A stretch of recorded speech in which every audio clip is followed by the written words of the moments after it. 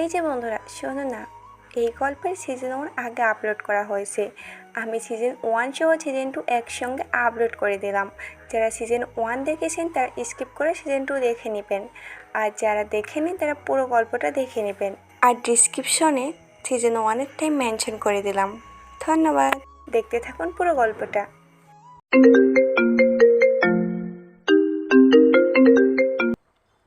মালিক, আমার পরিবার খুব সংকটে আছে। যদি আমাকে আমার বেতন থেকে সামান্য কিছু টাকা দেন তবে আমার সহ আমার পরিবারের জন্য খুব ভালো হয়। আমরা খুব বেশি উপকৃত হতাম। একজন অসহায় ছেলে কথাগুলো এক নিঃশ্বাসে বলল তার মালিককে। কথাগুলো শুনে মালিক রাগান্বিত হয়ে বলতে শুরু করলো। শুধু টাকা টাকা করে আমার মাথায় মনে হয় একেবারে খেয়ে ফেলবি। কয়েকদিন আগেই তো ঠিক এই রকম কথা বলে তুই 1000 টাকা নিয়েছিল, আবার এসেছিস টাকা চাইতে। মালিক সত্যিই বলছে, আমার পরিবার খুবই সংকটে আছে। খাওয়ার মতো বাড়িতে কিছুই নেই। প্লিজ মালিক, সামান্য কিছু টাকা দেন। এসব ন্যাকা কথাবার্তা আর কান্নাকাটি করে কোনো লাভ নাই। আমার কাছে এখন টাকা নেই, যা ভাগ এখান থেকে, নিজের কাজ কর গিয়ে।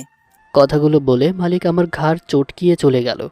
আমি চোখের পানি মুছে মনের ভেতর অনেকগুলো অপ্রকাশিত কষ্ট জমা রেখে নিজের কাজে মন বসাতে লাগলাম। চলুন এবার কান্না মিশ্রিত ছেলেটার পরিচয় দেওয়া যাক। আমি নয়ন আলী নাইম, যার সাথে এতক্ষণ কথা বললাম। তিনি হলেন একজন বড় লোক। তার অনেকগুলো জমি জায়গা ও ক্ষেত লাগানো জমি আছে। আমি তার ক্ষেতে কাজ করি। মা আর ছোট বোন নিয়ে আমাদের সংসার। বাবা অনেক আগেই আমাদের ছেড়ে চলে গেছে। আর হ্যাঁ, আমি কাজের পাশাপাশি টুকটাক লেখাপড়াও করি। এবার ইন্টার 2য় বর্ষে। কাজ করতে করতে প্রায় 4টা বেজে গেছে। মালিককে বলে আমার বাসার দিকে যেতে লাগলাম। তখনই পেছন থেকে কাকি, মানে মালিকের স্ত্রী, ডাক দিল। এই নয়ন শোনো। সামনে তাকিয়ে দেখি কাকি। ওনার কাছে গিয়ে বললাম, কিছু বলবেন কাকি? এই নে, এখানে 2000 টাকা আছে। সকালে তোমাদের সব কথা আমি শুনেছিলাম। ধন্যবাদ কাকি, আমার এত বড় সাহায্য করার জন্য। ধন্যবাদ দিতে হবে না। এখন থেকে কোনো কিছু লাগলে আমার কাছে আসবে, তোমার মালিকের কাছে যাবে না। এই সময় ওনার মাথা গরম আছে, কারণ ব্যবসায় লোকসান হয়েছে। ঠিক আছে। এই বলে কাকির কাছ থেকে বিদায় নিয়ে আমার বাসার উদ্দেশ্যে রওনা দিলাম। 10 মিনিটের মধ্যে বাসায় গিয়ে মাকে বলে খাওয়া দাওয়া করে বিশ্রাম নিতে আমার রুমে গেলাম। আমার পেছন পেছন মাও আমার কাছে এসে বলতে লাগলো, বাবা নয়ন, বাসা ভাড়ার টাকা জোগাড় করতে পেরেছো? হুম, এই নাও 2000 টাকা। ভাড়া তো 3000 টাকা। আপাতত 2000 টাকা দিয়ে বলবে, আর 1000 টাকা কিছুদিন পর দিব। ঠিক আছে। এই বলে মা আমার রুম থেকে বের হয়ে গেল। তখনই আমার ফোনে একটা কল আসলো। তাকিয়ে দেখি আমার ক্লাস ফ্রেন্ড মামুন ফোন দিয়েছে। ফোনটা রিসিভ করতেই ওই দিক থেকে বলতে লাগলো, নয়ন, কেমন আছো? আলহামদুলিল্লাহ ভালো, তুমি? ভালো। তোমার পড়াশোনা কেমন চলছে? ভালো, তোমার? ভালোই। কলেজে এখন খুব ইম্পর্টেন্ট ক্লাস চলছে, সাথে স্যার ইম্পর্টেন্ট নোটও দিচ্ছে। কাল থেকে কলেজ যায়। জানিসই তো আমার পরিবারের কথা। আমি যদি কাজ না করে ক্লাস করি তবে আমার পরিবারের কি হবে? আমার কাজের ভিত্তিতেই তো আমাদের সংসার চলে। জানি রে। একটা কাজ কর, ইম্পর্টেন্ট নোটসগুলো সংগ্রহ করে আমার জন্য রাখিস। আমি তোর কাছে গিয়ে নিয়ে আসবো। ওকে। বাই। এই বলে ফোনটা কেটে দিয়ে বিছানায় গা এলিয়ে দিলাম। কিছুক্ষণ পর বিছানা থেকে উঠে বই নিয়ে পড়তে বসলাম। পড়তে পড়তে রাত 9টা বেজে গেছে। মাঝরাতে হঠাৎ একটা মেয়েলি কণ্ঠের আওয়াজে আমার ঘুম ভেঙে গেল। ধরফরিয়ে বিছানা থেকে উঠে রুমের বাল্বটা জ্বালিয়ে আমার ফোনটা হাতে নিয়ে জানালার কাছে গিয়ে বাইরে দেখতে লাগলাম, কারণ চিৎকারটা ঠিক আমার জানালার ওপাশ থেকেই এসেছিল। জানালা দিয়ে বাইরে তাকাতেই আমি চমকে উঠি, কারণ বাইরে একটা মেয়ে ও কয়েকটা ছেলে ধস্তাধস্তি চলছে। পরক্ষণেই ছেলেগুলো মেয়েটার পেটে ছুরি চালিয়ে দেয়। এই দৃশ্য দেখা মাত্রই আমি একটা চিৎকার দিয়ে বাইরে যেতে লাগলাম। আমার বাসা 3 তলায়, তাই নিচে নামতে নামতে অনেক দেরি হয়ে যায়। ছেলেগুলো পালিয়ে যায়, সাথে খুন হওয়া মেয়েটার কাছে অনেক লোকের ভিড় হয়। আমার নিচের তলার লোকসহ আশেপাশের ফ্ল্যাটের লোকগুলোও খুন হওয়া মেয়েটার চারপাশ ঘিরে ধরে আছে। আমি ভিড় ঠেলে লাশটার একদম কাছে গেলাম। লাশের সারা শরীরের রক্ত আর ধস্তাধস্তির দাগ ফুটে উঠেছে। মেয়েটাকে আমরা কেউই চিনি না বা কখনো দেখিনি। ইতিমধ্যেই পুলিশ এসে লাশটাকে পর্যবেক্ষণ করে পোস্টমর্টেমের জন্য নিয়ে যায়। আর সাংবাদিকরা এসে মিথ্যা খবর বানিয়ে সোশ্যাল মিডিয়ায় নিজেদের স্বার্থ, লাইক, ফলোয়ারের জন্য প্রকাশ করছে। আমি ওখানে আরও বেশ কিছুক্ষণ থেকে আমার রুমে গিয়ে শুয়ে পড়লাম। ভোর 5টায় ঘুম থেকে উঠে ফ্রেশ হয়ে জানালা দিয়ে বাইরের দৃশ্যটা দেখছি। পরক্ষণেই মনে হলো কাল রাতের ঘটনাটা। পুলিশ পোস্টমর্টম করে কি জানতে পারলো? পুলিশ কি খুনিদের কোনো ক্লু বের করতে পারলো? এসবই ভাবছি। তখনই আমার বোন নীলা আমায় জরুরি কিসের জন্য ডাক দিল। আমি নীলার কাছে গিয়ে বলতে লাগলাম, কিছু বলবি? টিভির দিকে তাকা। আমি টিভির দিকে তাকাতেই দেখি সকাল 6টার সংবাদে বলছে, শহরের একজন বিজনেসম্যানের পেটে ছুরি মেরে হত্যা করেছে, সাথে তার মেয়েকেও তুলে নিয়ে গিয়ে অন্য জায়গায় ঠিক একই রকমভাবে হত্যা করেছে। কে বা কারা খুন করেছে তা এখনও জানা যায়নি। পুলিশ তল্লাশি চালাচ্ছে, খুব শীঘ্রই খুনিদের খুঁজে বের করে গঠনমূলক শাস্তি দিবে। খবরটা শুনে আমি বড় একটা নিঃশ্বাস ছাড়লাম। কাল রাতে যেই মেয়েটাকে আমাদের এখানে খুন করেছে, এই মেয়েটার বাবাকেও তাহলে কালকেই খুন করা হয়েছে। তখনই মা আমার কাছে এসে বলতে লাগলো, নয়ন, বাবা সাবধানে থাকবে, দেশের অবস্থা ভালো না। ঠিক আছে মা, অত চিন্তা করা লাগবে না। এই বলে খাওয়া দাওয়া করে মালিকের বাসার দিকে যেতে লাগলাম। মালিকের বাসায় পৌঁছে মালিকের সাথে কিছুক্ষণ কথা বলে খেতে কাজে লেগে পড়লাম। আমি কাজ করছি, হঠাৎ দেখলাম দুটি মেয়ে আমার পাশে থাকা ছোট্ট রাস্তা দিয়ে যাচ্ছে। রাস্তাটা একদম পিছলে। একটা মেয়ে হাঁটতে হাঁটতে পা পিছলে কাদায় পড়ে যেতে লাগলো। আমি দৌড়ে গিয়ে মেয়েটাকে ধরলাম যেন সে না পড়ে যায়। মেয়ে আমার কাছ থেকে ছাড়িয়ে নিয়ে ঠাস ঠাস করে আমার গালে জোরে কয়েকটা থাপ্পড় মারলো আর বলতে লাগলো, ওয়াক থু! এই ছোট লোক, তুই আমাকে ধরলি কেন? আমি না ধরলে তো আপনি পা পিছলে কাদায় পড়ে যেতেন। আমি পড়ে যেতাম, তবে তোর কি? তুই আমাকে তোর ওই নোংরা হাত দিয়ে ধরলি কেন? কাদায় পড়ে যাওয়ার ভালো, তবে তোদের মতো ফকির ছোট লোকদের নোংরা হাতের ছোঁয়া অনেক খারাপ। মানুষের সাহায্য করাও অপরাধ। যার জন্য করলাম চুরি, এখন সেই বলে আমি চোর। হাই রে দুনিয়া। সরি ম্যাডাম, আমার ভুল হয়েছে, পারলে ক্ষমা করে দিবেন। এই বলে আমি নিজের কাজে মনোযোগ দিলাম। অন্যদিকে মেয়েটা গজগজ করতে করতে অন্য মেয়েটাকে নিয়ে চলে যেতে লাগলো। কেন যে এদের মতো মডার্ন বড়লোকদের এত ভাব, একমাত্র আল্লাহই জানে। বিকাল 4টায় কাজ শেষ করে মালিকের বাসায় গিয়ে দেখি সকালকার মেয়ে দুটি আর কাকি মিলে বসে গল্প করছে। সকালকার পিছলে যাওয়া মেয়েটি আমাকে দেখে বলতে লাগলো, কি রে, আমাকে ফলো করে এখানেও এসেছিস? তখনই কাকি বলতে লাগলো, এসব কি বলতেছিস তাসনিয়া? নয়ন কেন তোকে ফলো করে? এখানে আসবে? নয়ন তো আমাদের খেতে কাজ করে। তাহলে মেয়েটার নাম তাসনিয়া? খেতে কাজ করে তো। এখানে বাসার ভিতর এই কামলাটা কি করতেছে? এখন 4টা বাজে, এর কাজ শেষ হয়েছে, তাই আমাকে বলে ওর বাসাতে যাবে। তবে তাসনিয়া, তুমি ছেলেটাকে কামলা বলছো কেন? ও তো আমাদের মতোই মানুষ, ওরও তো একটা সুন্দর নাম আছে। কামলাদের আমি কামলা বলে ডাকি, কামলাদের আবার সুন্দর নাম? চল রিয়া, রুমে চল। আমি মাথায় নিচু করে দাঁড়িয়ে আছি। কাকি আমার দিকে তাকিয়ে বলতে লাগলো, নয়ন, তাসনিয়ার কথা কিছু মনে করো না। ও ওর নানুর বাসা থেকে ওখানকার ছেলে মেয়েদের মতন আচরণ করতেছে। না কাকি, কিছু মনে করিনি। এই বলে কাকির কাছ থেকে বিদায় নিয়ে আমার বাসার দিকে যেতে লাগলাম। বাসায় গিয়ে গোসল করে খাওয়া দাওয়া করে মামুনকে ফোন দিলাম। রিং হচ্ছে। ফোনটা ধরতেই ওদিক থেকে বলতে লাগলো, দোস্ত, কেমন আছিস? আলহামদুলিল্লাহ ভালো, তুই? প্রেমিকার প্যারায় কি ভালো থাকা যায়? প্রেম করার আগে ভাবছিলাম প্রেমে মনে হয় অনেক মজা থাকে, এখন বুঝতে পারতেছি মজা নাকি অন্য কিছু। আমি জ্বলতেছি আর তুই হাসছিস। একটা বিশেষ কথা বলি তোকে। কি এমন বিশেষ কথা? দোস্ত, কলেজে 2টা নতুন মেয়ে ভর্তি হয়েছে। তো আমার কি? আরে পুরো কথা শোন আগে। একটা মেয়ে অপরূপ সুন্দর, দেখতেও যেমন, পড়াশোনায়ও তেমন ট্যালেন্টেড, একদম তোর মতোই। আমি যদি মনিরার সাথে প্রেমে না যেতাম তবে এর সাথেই প্রেম করতাম। মনিরার আগে এই মেয়েটা কেন যে এলো না, হায় আফসোস। চুপ শালা লুচ্চা, এইসব লুচু কথা বাদ দে। তোকে যে জন্য ফোন দিয়েছি, ইম্পর্টেন্ট নোটসগুলো কি তোর কাছে আছে? আছে। তুই আমার বাসায় এসে নোটসগুলো নিয়ে যা। ওকে, আমি এখনই রওনা দিচ্ছি। তুই তোর বাসা থেকে আবার অন্য কোথাও যাস না। তুই নিশ্চিন্তে আয়। ওকে। এই বলে ফোনটা কেটে দিয়ে মামুনের বাসার দিকে রওনা দিলাম। আমার বাসা থেকে ওর বাসা প্রায় 1 কিলো দূরে, তাই হেঁটে হেঁটে যাচ্ছি। মামুনের বাসায় যেতে হলে একটা নির্জন রাস্তা পার করতে হয়। আমি নির্জন রাস্তাটা দিয়েই হাঁটছি। হঠাৎ একটা লোকের বাঁচাও বাঁচাও চিৎকার এসে আমার কানে পড়ল। আমি চিৎকারটা অনুসরণ করে ছুটতে লাগলাম। ছুটতে ছুটতে একটা পুরনো বিল্ডিংয়ের সামনে এসে আমি দাঁড়িয়ে পড়লাম, কারণ বিল্ডিংয়ের ভেতর থেকেই চিৎকারটা আসছে। আমি একটা কাঠ হাতে নিয়ে বিল্ডিংয়ের ভেতরে গিয়ে দেখি কয়েকটা গুন্ডা টাইপের লোক, রকি, তালিমুর, রাজু, লাবু মিলে একটা 35 থেকে 36 বয়সের লোককে অনবরত পিটাচ্ছে। আমি লোকগুলোর কাছে গিয়ে বলতে লাগলাম, ভাই, আপনারা লোকটাকে এভাবে মারছেন কেন?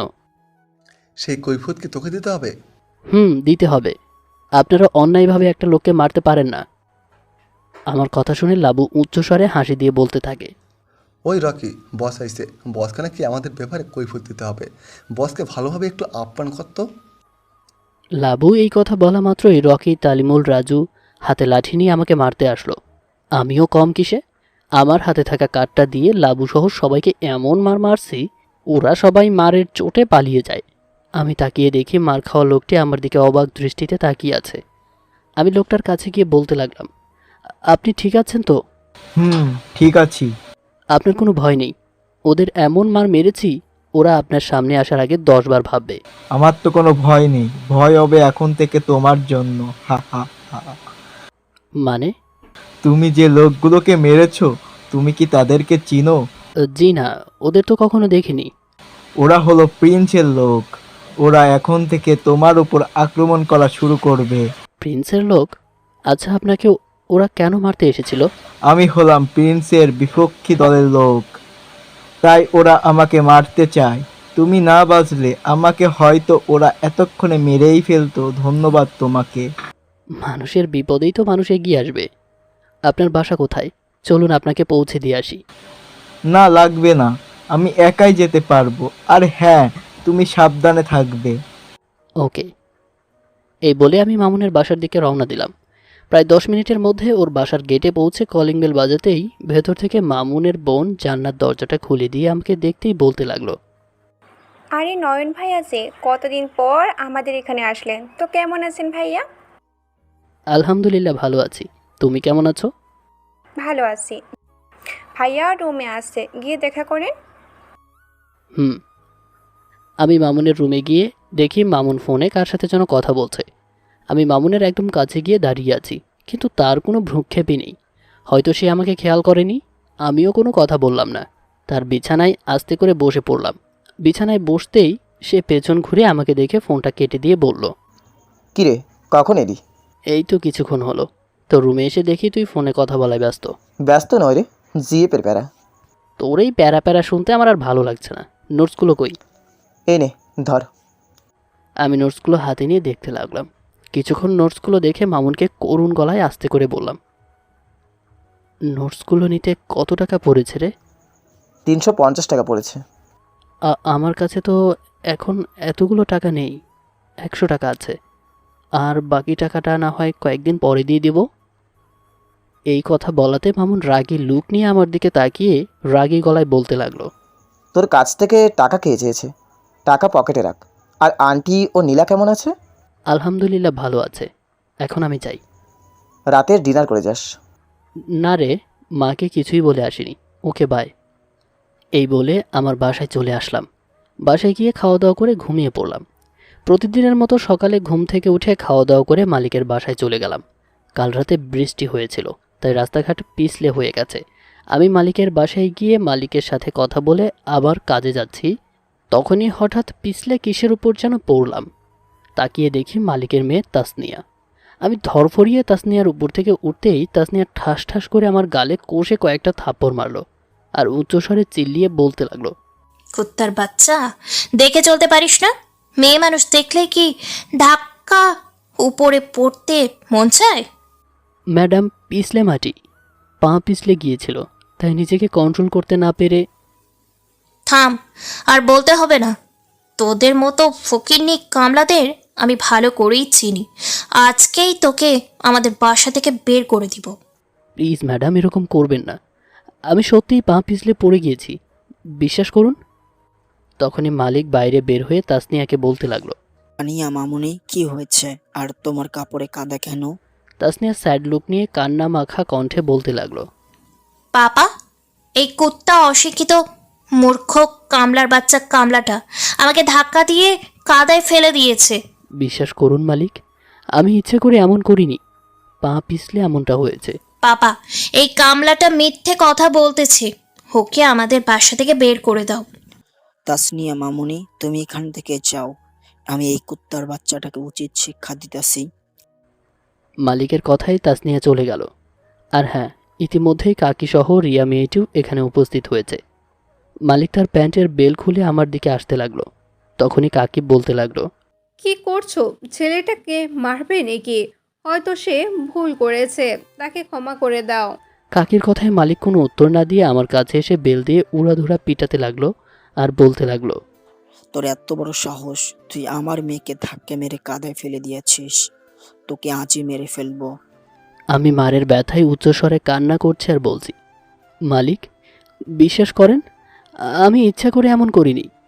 কিন্তু মালিক আমার কথায় পাত্তা না দিয়ে মেরেই চলেছে। এদিকে কাকি মালিককে থামাতে প্রচুর চেষ্টা করছে। একসময় মালিক আমাকে মারা বাদ দিয়ে ঘাড় চটকানি দিয়ে বাসার গেট থেকে বের করে দিয়ে বলতে লাগলো।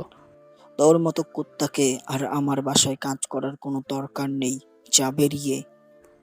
মালিক, আপনার পায়ে পড়ছি, দয়া করে আমাকে বের করে দিবেন না। আমার কথায় মালিক কোনো পাত্তা না দিয়ে আমার মুখের উপরেই গেট বন্ধ করে দিল। আমার সারা শরীরে অনেক ব্যথা, কোনো কোনো জায়গা থেকে রক্তও পড়ছে, ভালো মতো হাঁটতেও পারছি না।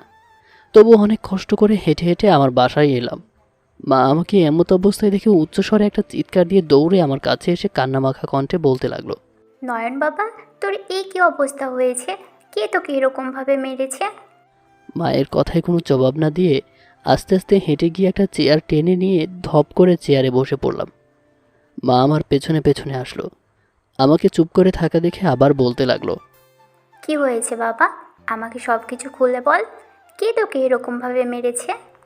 আমি কিছুক্ষণ চুপ করে থেকে মায়ের দিকে তাকিয়ে দেখি মায়ের চোখ থেকে পানি পড়ছে। আমি মাকে উদ্দেশ্য করে আমার সাথে ঘটে যাওয়া সব কিছু কথা বললাম। আমার কথাগুলো শুনে মা বলতে লাগলো। বড় লোকরা কখনোই আমাদের মতো মানুষদের বোঝে না। এখনই তোর মালিকের কাছে গিয়ে প্রতিবাদ করব।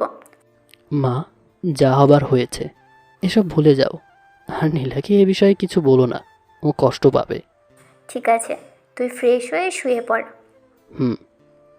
এই বলে আমি ফ্রেশ হয়ে আমার রুমে গিয়ে বিছানায় গা এলিয়ে দিলাম। শুনেছি ঘুমালে নাকি মন পরিষ্কার হয়, কিন্তু যখনই চোখ দুটো বন্ধ করছি তখনই আমার চোখের সামনে ভেসে আসছে তাসনিয়ার মিথ্যা কথা আর মালিকের করা অপমান। আর ঘুমানোর চেষ্টা না করে ভাবছি এখন কি কাজ করে আমাদের সংসারটা চালাবো। তখনই মনে পড়লো মামুনের কথা। ফোনটা হাতে নিয়ে মামুনকে ফোন দিলাম। রিং হচ্ছে। ফোনটা ধরতেই ওদিক থেকে বলতে লাগলো। কি ব্যাপার নয়ন, হঠাৎ এমন সময় ফোন দিলি? কিছু না, তোর সাথে জরুরি কিছু কথা ছিল, দেখা করতে পারবি? পারবো, তবে তোর কণ্ঠটা কেমন যেন লাগতেছে। তেমন কিছু না, সামান্য একটুর জন্য এসেছে। ও, আমি তোর বাসার এদিকে আছি, তোর বাসায় আসতেছি। ওকে আয়। এই বলে ফোনটা কেটে দিয়ে শুয়ে আছি। কিছুক্ষণ পর মামুন আসলো। মামুন এসে আমার দিকে কিছুক্ষণ তাকিয়ে থেকে বলল। নয়ন, তোর মুখে হাতে মায়ের দাগ কেন? কি হয়েছে? কই, কিছুই তো হয়নি। আমি তোকে বলতে বলেছি, সব কিছু খুলে বল। আমি মামুনকে সব কিছু খুলে বললাম। লক্ষ্য করলাম মামুনের চোখ থেকে পানি পড়ছে। মামুন আমার সব কথা শুনে রেগে বলল। তোর মালিকের বাসা কই? আমি নিয়ে চল। মামুন, শান্ত হ, এসব কথা বাদ দে। তোকে যে জন্য ডেকেছি, আসলে আমার একটা কাজ দরকার। যে কোনো কাজ হলেই চলবে। কাজ তো অনেক আছে। আচ্ছা, তুই কি ক্লাস 5-এর শিক্ষার্থীদের টিউশন করাতে পারবি? পারবো, কয়েক মাস আগেও তো করেছিলাম। তাহলে তো কোনো সমস্যাই নেই। কালকে সুস্থ হলে কলেজে আসবি, ওখানে সব কথা পাকা।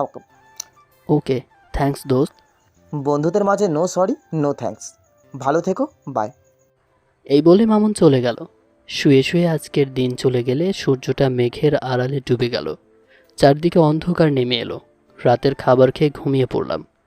পরের দিন সকালে ঘুম থেকে উঠে ফ্রেশ হয়ে খাবার টেবিলে গিয়ে খাওয়া দাওয়া শেষ করে মাকে বললাম আমি একটা টিউশনির খোঁজ পেয়েছি, আজ থেকে টিউশনি করাবো। মা খুশি হলো। আমি আমার রুমে গিয়ে কলেজের ব্যাগটা কাঁধে নিয়ে হেঁটে হেঁটে কলেজের দিকে যেতে লাগলাম। আমাদের বাসা থেকে কলেজ বেশি দূরে না, প্রায় 15 দিন পর আজকে কলেজে যাচ্ছি। কলেজের গেটে পৌঁছে দেখি মামুন দাঁড়িয়ে আছে। আমি গেটের সামনে যেতেই মামুন আমার কাছে আসলো। দুজনে গল্প করতে করতে কলেজের ভেতরে গেলাম। কলেজের মাঠ দিয়ে ক্লাসের দিকে যাচ্ছি, হঠাৎ পেছন থেকে কয়েকটি ছেলে এসে আমার কলার চেপে ধরলো। পেছনে তাকাতেই আমি অবাক, কারণ পেছনে লাবু সহ ওর দলবল দাঁড়িয়ে আছে, আর লাবু আমার কলার ধরে আছে। কালকের চেয়ে আজকে অনেক লোক এসেছে। লাবু আমার কলার ধরে টেনে হিচড়ে কলেজের মাঠের মাঝখানে নিয়ে যেতে লাগলো। আমি অবাক চোখে লাবুর দিকে তাকিয়ে আছি, আর মামুন লাবুদের উদ্দেশ্যে বলতে লাগলো, আরে ভাই, এ কেমন ভদ্রতা! নয়নের কলার ধরে কোথায় নিয়ে যাচ্ছেন? সেই কৈফিয়ত কি তোকে দিতে হবে? আর হ্যাঁ, আমাদের মাঝখানে আসিস না, আমরা কিন্তু প্রিন্স ভাইয়ের লোক। মামুন লাবুর মুখ থেকে প্রিন্স নামটা শোনা মাত্রই তার মনের ভেতর এক অজানা ভয় জমা হলো, কারণ প্রিন্স কোনো সাধারণ মানুষ নয়। প্রিন্স হলো আন্ডারওয়ার্ল্ডের কিং। সে ইচ্ছে করলে পুরো দেশটাকে কাঁপাতে পারে। মামুন দৌড়ে গিয়ে লাবুর পায়ে পড়ে বলতে লাগলো, ভাই, নয়ন যদি কোনো ধরনের ভুল করে থাকে তাহলে এবারের মতো তাকে ক্ষমা করে দিন। ওর ভুলের কোনো ক্ষমা নেই, ওর জন্য আমরা আমাদের চিরশত্রুকে মারতে পারিনি। প্লিজ ভাই, এবারের মতো ওকে ক্ষমা করে দিন। ওর হয়ে আমি বলছি, আর কখনো ও আপনাদের কোনো কাজে বাধা দিতে আসবে না। লাবু কিছুক্ষণ কী যেন ভেবে আমার কলার ছেড়ে দিয়ে বলতে লাগলো, ঠিক আছে, এবারের মতো ওকে ক্ষমা করে দিলাম। নেক্সট টাইম যদি আমাদের মাঝে আসে তখন কিন্তু আর ছেড়ে দেবো না। এই বলে লাবু ও তার দলবল চলে যেতে লাগলো। এদিকে মামুন রাগী লুক নিয়ে আমার কাছে এসে বলতে লাগলো, নয়ন, তুই প্রেসের লোকের সাথে ভেজালে জড়াচ্ছিস কেন? তুই ওদেরকে চিনিস না, ওরা কত ডেঞ্জারাস লোক। আরে ভাই, তোর চোখের সামনে যদি একটা নির্দোষ লোককে কেউ মারে তখন তোর কেমন লাগবে বলতো? তাই বলে তুই প্রেসের লোকের সাথে ভেজালে জড়াবি? এগুলো বাদ দে, ক্লাসে চল। এই বলে ক্লাসে গিয়ে মামুন আর আমি ফার্স্ট বেঞ্চে বসলাম। ইতিমধ্যে স্যারও ক্লাসে এসে ক্লাস হাজিরা ডাকতে শুরু করলো।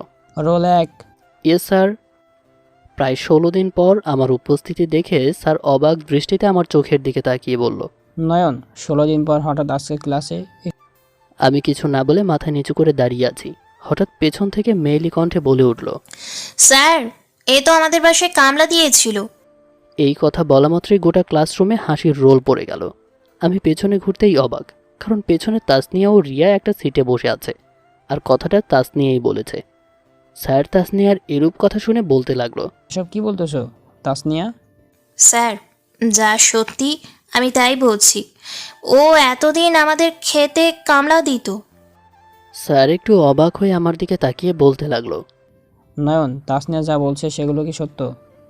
স্যারের কথায় আমি মাথা নেড়ে কেন হ্যাঁ তুমি জবাব এইগুলো দিলাম। কাজ করো? কেন তুমি এইগুলো কাজ করো? তোমার বাবা মা নেই? আমি কিছুক্ষণ চুপ করে থেকে একটা দীর্ঘশ্বাস ছেড়ে চারদিকে সবার চোখের সাথে একটাবার পলক ফেলে বলতে লাগলাম, স্যার, আমার যখন 6 বছর বয়স তখনই বাবা পৃথিবী থেকে বিদায় নেয়। আমার কোনো বড় ভাই নেই যে বড় ভাই বাবার পরে আমাদের সংসারের হাল ধরবে। আমার একটা 2 বছরের ছোট বোন ছিল। আমাদের 2 ভাই বোনের মুখের দিকে তাকিয়ে তখন মা নিজেই পরিস্থিতির প্রেক্ষাপটে সংসারের হাল ধরে। মা মানুষের বাসায় কাজ করে আমাদের সংসার চালাতেন। এভাবেই কেটে যেতে লাগলো কয়েকটি বছর। আমরা 2 ভাই বোনও বড় হতে লাগলাম। আমি যখন ক্লাস 7-এ উঠলাম এরই মাঝে মা অসুস্থ হয়ে পড়ল। ডাক্তার বলেছে ভারী কাজ করার জন্য মায়ের কিডনিতে সমস্যা হয়েছে, কিন্তু ভয়ের কিছু নেই, মেডিসিন খেলেই সমস্যা দূর হয়ে যাবে। তখন থেকে মায়ের বিপরীতে আমাকে সংসারের হাল ধরতে হলো। কিন্তু আমার একটা স্বপ্ন ছিল, আমি লেখাপড়া করে অনেক বড় হব, তাই কাজের ফাঁকে লেখাপড়াও চালিয়ে যেতে লাগলাম। কিন্তু স্যার, এতদিন মানুষের বাসায় কাজ করে এতটুকু শিক্ষা নিতে পেরেছি যে বড়লোক বা প্রভাবশালী লোকেরা আমাদের মতো কামলাদের কখনো দাম দেয় না, পারলে নিজের দোষটুকু আমাদের ঘাড়ে চাপাতে চায়, এমনকি আমাদের কাজের মাইনেও কম দেওয়ার চেষ্টা করে। কথাগুলো বলতে বলতে কখন যে চোখের কোণে অশ্রু জমা হয়েছে নিজেই জানি না। আমি অশ্রুগুলো হাত দিয়ে মুছে নিচের দিকে তাকিয়ে আছি। স্যার আমার কথাগুলো শুনে কিছুক্ষণ চুপ করে থেকে বলতে লাগলো, নয়ন, তুমি সংসার চালিয়ে আবার নিজের পড়াশোনাও চালাও। কথাটা শুনে মনের ভিতর একটু কষ্ট হলো। তোমার প্রতি আমার আজকে গর্ববোধ করতে বলতে পারি আমার বেস্ট স্টুডেন্ট তুমি। নয়ন, দাঁড়িয়ে না থেকে বসো। জি স্যার। এই বলে বেঞ্চে বসে মামুনের দিকে তাকিয়ে দেখি তার চোখ বেয়ে অশ্রু গড়িয়ে পড়ছে। আমি তার চোখের অশ্রু মুছে দিলাম। স্যার ক্লাস করাতে লাগলো। এক এক করে সবকটি ক্লাস শেষ করে মামুন ও আমি ক্লাস থেকে বের হয়ে মাঠে দিয়ে হাঁটছি। হঠাৎ আমার চোখ পড়ল তাসনিয়ার দিকে। তাসনিয়ার চোখ মুখ দেখতে কেমন যেন লাগছে। মনে হচ্ছে কারোর সাথে হয়তো কোনো কিছু নিয়ে রাগ হয়েছে বা কেউ তাকে হয়তো প্রচুর হয়রানি করেছে। তখনই মামুন বলে উঠল, নয়ন, তাহলে তাহাসি না তোর নিয়ে মিথ্যে কথা বলে তোকে তাদের বাসা থেকে বের করে দিয়েছে? কেন? মেয়েটাকে দেখতে অনেক সুন্দর, কিন্তু ভেতরটা খুবই বদমেজাজি। ভাবতেই কেমন যেন লাগছে। ওসব বাদ দে। টিউশনির খবর কি? কখন থেকে পড়াতে হবে? টিউশনিটা অন্য একজনকে দিয়েছি। তুই আর আমি কাল থেকে কলেজে সিএইচ কোচিংয়ের ছাত্রদের কোচিং করাবো। ভালো, কিন্তু তুই কেন কোচিং করবি? তোর সাথে থাকতে আমাকে খুব ভালো লাগে রে। তাই নাকি? যখন আমি বিয়ে করে বাসর ঘরে যাব তখন তুইও আমার সাথে আসিস, কেমন? তুই যদি বলিস তাহলে যেতে যাব। ওকে বাই, কালকে দেখা হবে। কালকে সকাল 6টায় রেডি হয়ে থাকিস। কিন্তু কেন? এই কথা বলার সুযোগ না দিয়ে বাইক নিয়ে মামুন চলে গেল। আমি আর ওকে না ডেকে বাসার উদ্দেশ্যে রওনা দিলাম। বাসায় এসে খাওয়া দাওয়া করে আমার রুমে শুয়ে আছি। তখনই নীলা আমার রুমে এসে বলতে লাগলো, ভাইয়া কি করো? এই তো শুয়ে আছি। ভাইয়া তুমি নাকি কাল থেকে টিউশনি করাবে? তোকে কে বলেছে? মা বলেছে। ও, তোর পড়াশোনা কেমন চলছে? আলহামদুলিল্লাহ ভালোই চলতেছে। এখন যাই। এই বলে নীলা চলে গেল। আমি বিছানায় শুয়ে আছি। হঠাৎ করেই আমার চোখ জানালায় থাকা একটা কাগজের দিকে পড়ল। আমি বিছানা থেকে নেমে ধীরে ধীরে জানালার কাছে গিয়ে কাগজটা হাতে নিলাম। কাগজটা কয়েক মোড়ে আবদ্ধ করা, তাই কাগজটা খুললাম। কাগজটা খুলে দেখলাম কাগজে লেখা আছে, যখনই আসিবে বাধা বিপদ ও বালা মুসিবত, আমাকে একবার করিবে তুমি স্মরণ। আমি যেথায় থাকি আর যা কিছু নাই বা করি, তোমার সাহায্যে আসিব যাইও যদি জীবন। লেখাগুলো পড়ে আমি অবাক হয়ে দাঁড়িয়ে আছি। কে লিখতে পারে এই কথাগুলো? আমার সাহায্য কেই বা আসবে আমার কাছে? মামুন ছাড়া তো কেউই আমার সাহায্যে এগিয়ে আসবে না, কিন্তু মামুন কেন এগুলো লিখে আমার জানালার পাশে রেখে যাবে? মাথায় কিছু ঢুকছে না। আমি কাগজটা হাতে নিয়ে আমার বিছানার পাশে বসে লেখাগুলো দেখতে লাগলাম। এগুলো কার লেখা হতে পারে? বেশ কিছুক্ষণ লেখাগুলো দেখার পরেও আন্দাজ করতে পারলাম না যে লেখাগুলো কার। হয়তো অজানা কোনো লোকের হবে, আবার হতেও পারে কাগজটা কেউ ভুল করে আমার জানালার পাশে দিয়ে গেছে। আমি আর কিছু না ভেবে কাগজটা বিছানার তলে রেখে মাকে বলে বাসার বাইরে বের হয়ে একা একা আনমনে রাস্তা দিয়ে হাঁটছি। হঠাৎ করে একটা গাড়ি এসে আমার সামনে ব্রেক করলো। আমি বেশ খানিকটা অবাক হলাম, কারণ আমার সামনে যে গাড়িটা ব্রেক করলো সেই গাড়িটা মালিকের। তাহলে কি মালিক আমার কাছে আসলো? আমি এসব ভাবছি, তখনই গাড়ির ভেতর থেকে মেয়েলি কণ্ঠে ভেসে আসলো, ও হে সিস্টার কামলা, তুই এদিকে। আমি একটু হকচকিয়ে উঠলাম। কণ্ঠটা বেশ চেনা চেনা লাগছে। এ তো মনে হচ্ছে তাসনিয়ার গলা। আমাকে চুপ থাকতে দেখে তাসনিয়া আবার বলতে লাগলো, কিরে উত্তর দিচ্ছিস না কেন? সামনের বিল্ডিংয়ের 3 তলায় আমি থাকি, এখন একটু হাঁটতে বের হয়েছি। ও, এই বলে তাসনিয়া চলে গেল। আমিও আশেপাশে কিছুক্ষণ ঘোরাঘুরি করে বাসায় এসে রাতের খাবার খেয়ে ঘুমিয়ে পড়লাম। এই শোনো না, প্রতিদিন ভালোবাসার নতুন নতুন গল্প পেতে ও শুনতে চাইলে আমাদের আলোর ডায়েরি চ্যানেলটি সাবস্ক্রাইব করে পাশে থাকা বেল আইকনটি বাজিয়ে দিও, কেমন? হঠাৎ মাঝরাতে কারো চিৎকারের আওয়াজে আমার ঘুম ভেঙে গেল।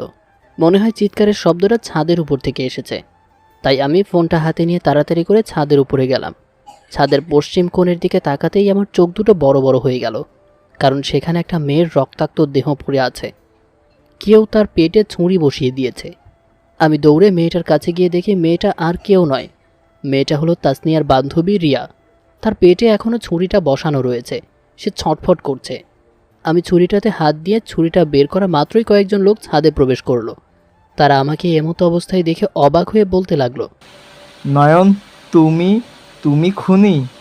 না, আমি এখানে এসে ওনাকে রক্তাক্ত অবস্থায় দেখে। আমাকে আর কিছু বলতে না দিয়ে ওরা বলতে লাগলো, তোমাকে অনেক ভালো মনে করেছিলাম। তোমার ভালো মানসিকতার পিছনে যে একটা খুনি লুকিয়ে আছে সেটা কখনো কল্পনাই করি নাই। প্লিজ আপনারা বিশ্বাস করেন, আমি এনাকে চিনি না। আর খুনই বা কেন করব? আমি এনার চিৎকার শুনে এখানে এসে দেখি ইনি রক্তাক্ত ও ছুরিবিদ্ধ অবস্থায় পড়ে আছে, তাই আমি এনার কাছে গিয়ে পেটের ছুরিটা বের করছিলাম। তুমি কি ভাবছো তুমি এসব মিথ্যা কাহিনী বলে আমাদের মন মানসিকতা বদলাবে? না, তা পারবে না। তাছাড়া আমরা কি আমাদের নিজের চোখে দেখা দৃশ্যটাকে অবিশ্বাস করব? দাঁড়াও, এক্ষুনি পুলিশকে ফোন করতে আসি। প্লিজ ভাই, আমার কথাগুলো বিশ্বাস করুন। বিশ্বাস তোমাকে? হা হা হা। নিজের চোখের দেখা দৃশ্যকে অবিশ্বাস করে আমরা মুখের কথাটা বিশ্বাস করব? এই কেউ মেয়েটাকে হাসপাতালে নিয়ে চলো দ্রুত। কয়েকটা লোক মেয়েটাকে নিয়ে হাসপাতালের উদ্দেশ্যে রওনা দিল। আমার মা ও বোন আমার সম্পর্কে এসব ঘটনা শুনে ছাদে এসে আমাকে বলতে লাগলো, নয়ন বাবা, আমি জানি তুই এসব খুন খারাপির মধ্যে নেই। তোকে আমি ভালোভাবেই চিনি। আমি তোর মা। মা, আমি ওই মেয়েটাকে চিনিই না। আমি কেন ওনাকে খুন করতে যাব? তাছাড়া মেয়েটা আবার আমার কি ক্ষতি করেছে? আমি জানি তুই এসব করতে পারিস না। ইতিমধ্যেই পুলিশ এসে সবার কাছ থেকে আমার বিষয়ে প্রমাণ নিয়ে আমাকে গ্রেফতার করলো। আমি পুলিশকে অনেক বলেছি যে আমি খুন করিনি, কিন্তু ওরা আমাকে বুঝতে বা ওরা আমার কথাই শুনতে চায়নি। এদিকে আমার মা ও বোন গভীর কান্নায় ভেঙে পড়ে। পুলিশ আমাকে থানায় নিয়ে গিয়ে লকআপে ভরে দেয়। লকআপে আমার 2 দিন কেটে যায়। আজকে সকাল 10টায় আমাকে কোর্টে চালান করবে। সকাল 10টায় আমাকে লকআপ থেকে বের করে গাড়িতে বসিয়ে আদালতের উদ্দেশ্যে নিয়ে যেতে লাগলো। আমি জানি আমি কোনো মতেই নির্দোষ হতে পারবো না, কারণ আমার পক্ষে কোনো উকিল নেই, কারণ আমাদের তো কোনো টাকা নেই। আজকালকার উকিল কেস জিততে আদালতে লড়াই করে না, তারা টাকার জন্য আদালতে লড়াই করে। আমার মা ও বোন কি আজকে আমাকে দেখতে এখানে আসবে? আমি এক ধ্যানে এসব ভাবছি, তখনই একজন পুলিশ এসে বলল, এখন গাড়ি থেকে নামতে পারো, আদালতে এসে পড়েছি। পুলিশের কথায় আমার ধ্যান ভেঙে গেল। আমি গাড়ি থেকে নামলাম। ওরা আমাকে আদালতের ভেতরে প্রবেশ করিয়ে কাঠগড়ায় দাঁড় করিয়ে দেয়। কিছুক্ষণ পর জজ সাহেব আসলে বিপক্ষ দলের উকিল নিজের মতো বানানো কথা বলে আর প্রমাণস্বরূপ কালকের লোকদের দেখিয়ে দেয়, যারা সত্যটা দেখেনি। আমার পক্ষে কোনো উকিল নেই, সেজন্য জজ আমাকে প্রশ্ন করলেন, তোমার বিপক্ষ দলের লোকেরা যা বলেছে তা কি সত্যি? মাই লর্ড, আমি আগে বলেছি, এখনও বলবো, আমি মেয়েটাকে খুন করিনি। মেয়েটার চিৎকার শুনে আমি ছাদে এসে মেয়েটাকে রক্তাক্ত ছুরিবিদ্ধ অবস্থায় দেখে তার ছুরিটা বের করতে যাচ্ছিলাম, যাতে তার কষ্টটা কম হয়। তখনই ওরা চলে এসে আমাকে উল্টাপাল্টা কথাবার্তা বলা শুরু করে। তোমার কাছে কি তোমার কথার কোনো প্রমাণ আছে? জি না, নেই মাই লর্ড, তবে আমি একটা কথা উচ্চস্বরে বলতে পারি, সত্যের পথে থাকলে আমার কিছুই হবে না। আগে যে খুনগুলো হয়েছে সেগুলো মিস্টার নয়ন করেছে। কর্তৃপক্ষ উকিল তার প্রমাণ দিয়েছে। তাছাড়া সব খুনগুলোই একই ধরনের। সেই প্রেক্ষাপটে মিস্টার নয়নকে সব খুনগুলোর অভিযোগে 144 নম্বর ধারায় অভিযুক্ত করে ফাঁসির রায় দেওয়া হলো। উক্ত 23 তারিখ 2 মাস 2022 তার রাত 12টায় তার ফাঁসির রায় ধার্য করা হলো।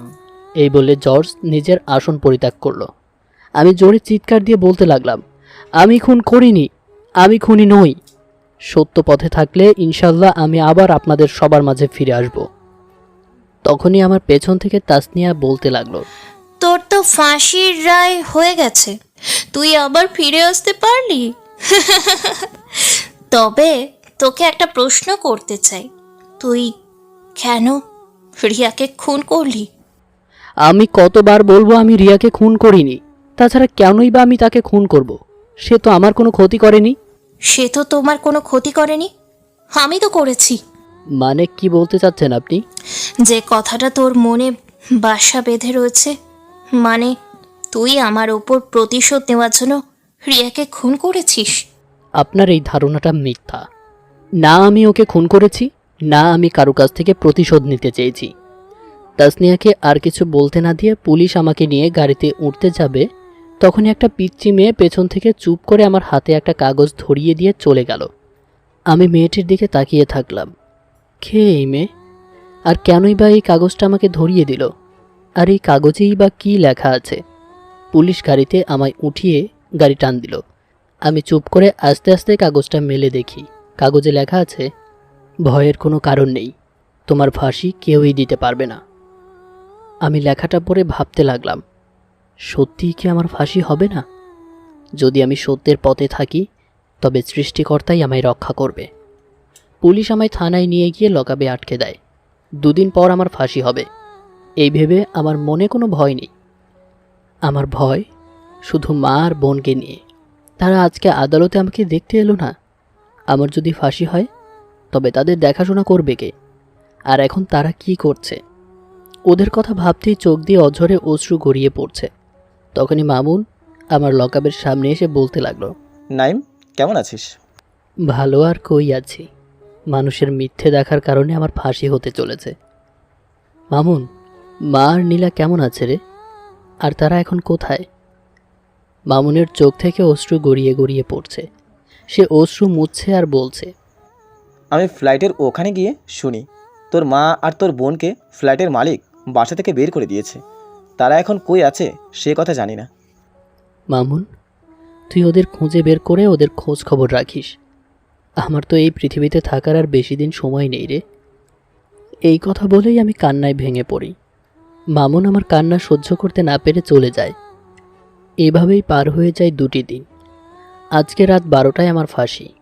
কয়েকটা লোক আমার কাছে এসে আমার শেষ ইচ্ছা জানতে চাইলে আমি ওদের নাই বলে দেই।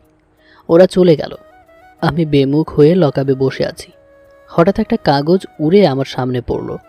আমি কাগজটা হাতে নিয়ে দেখি সেখানে লেখা আছে, নয়ন, করো না তুমি ভয়, দেখবে হবেই আমাদের জয়, তোমার ফাঁসি কেউই দিতে পারবে না। লেখাটা পড়ে আমি আশেপাশে তাকালাম কেউ আছে কিনা তা দেখার জন্য, কিন্তু অবিশ্বাস্য বিষয়, আশেপাশে কেউ নেই। তাহলে কাগজটা দিল কে? আমি কাগজটা ফেলে দিলাম। রাত 11টায় আমি 2 রাকাত নফল নামাজ আদায় করলাম। আমার নামাজ পড়া শেষ হলেই কয়েকটা কালো পোশাকধারী লোক আমার কাছে এসে আমার হাত ধরে কোথাও যেন নিয়ে যেতে লাগলো। তারা আমাকে একটা গলি দিয়ে নিয়ে যাচ্ছিল। হঠাৎ করে চারপাশে বোম ব্লাস্ট হওয়ার শব্দ ভেসে আসলো, সাথে গুলি চালানোর শব্দ। কালো পোশাকধারী লোকেরা আমাকে ছেড়ে দিয়ে চারপাশে ছোটাছুটি করছে, আর আমি ওখানেই দাঁড়িয়ে আছি। তখনই পেছন থেকে কে যেন আমার মুখ চেপে ধরল। আর কিছু মনে নেই।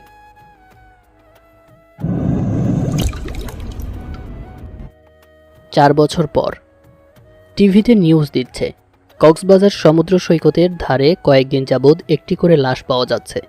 যে লোকগুলোর লাশ পাওয়া যাচ্ছে তাদের নামে থানায় অনেক অভিযোগ রয়েছে। তার চেয়ে বড় কথা হলো তারা সবাই প্রিন্সের লোক। কে বা কারা লোকগুলোকে খুন করছে তা এখনও ঠিক জানা যায়নি। এই ক্রাইমটা নিয়ে সরকার বলেছে চারপাশে পুলিশ ও র্যাব কর্মীরা তল্লাশি চালাচ্ছে।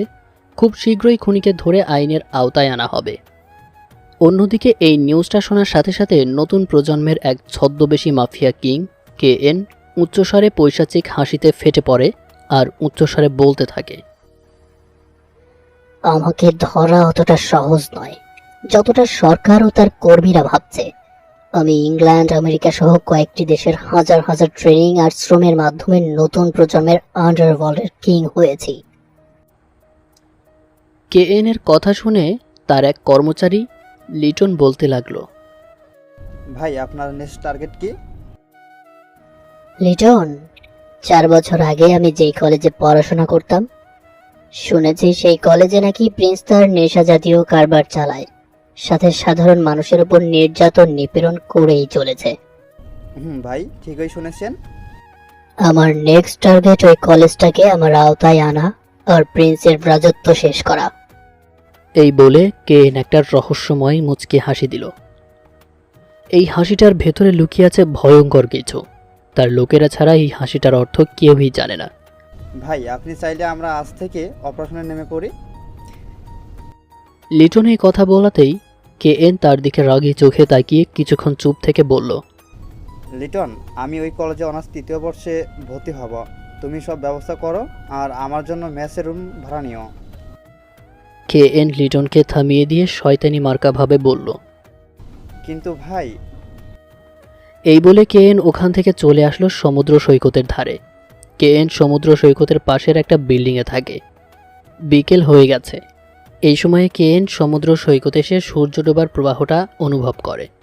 সমুদ্রের পানির মধ্যে সূর্যের হাবুডুবু খাওয়াটা KN এর খুবই পছন্দ। সময় যত যাচ্ছে ততই সমুদ্রের পানির গভীরে সূর্য যেন ধীরে ধীরে হারিয়ে যাচ্ছে। একসময় সমুদ্রের পানি সূর্যকে গ্রাস করে তার গভীরতায় ডুবিয়ে নিল। চারদিকে অন্ধকার নেমে আসলো। হঠাৎ করে একটা মেয়েলি কণ্ঠে বাঁচাও বাঁচাও আওয়াজ ভেসে আসলো KN এর কানে। KN আওয়াজটা অনুসরণ করে ছুটতে লাগলো। ছুটতে ছুটতে একটা খোলা নির্জন জায়গায় এসে থামলো। সে দেখলো কয়েকটা ছেলে মিলে একটা মেয়েকে রেপ করার চেষ্টা করছে। এই দৃশ্যটা দেখা মাত্রই KN এর চোখ দুটো রক্তের মতো লাল বর্ণ ধারণ করলো। তার শ্বাস প্রশ্বাস নেওয়াটা সিংহের মতো গর্জন করতে লাগলো। সে ভূতের মাস্ক মুখে লাগিয়ে দৌড়ে গিয়ে ছেলেগুলোর সামনে দাঁড়িয়ে নিজের মাথাটা একটু ঝাঁকিয়ে বলতে লাগলো, মেয়েটাকে ডিস্টার্ব করতেছিস কেন? ছেলেগুলোর মধ্যে জিহাদ নামের একটা ছেলে বলে উঠল, তাতে তোর কি?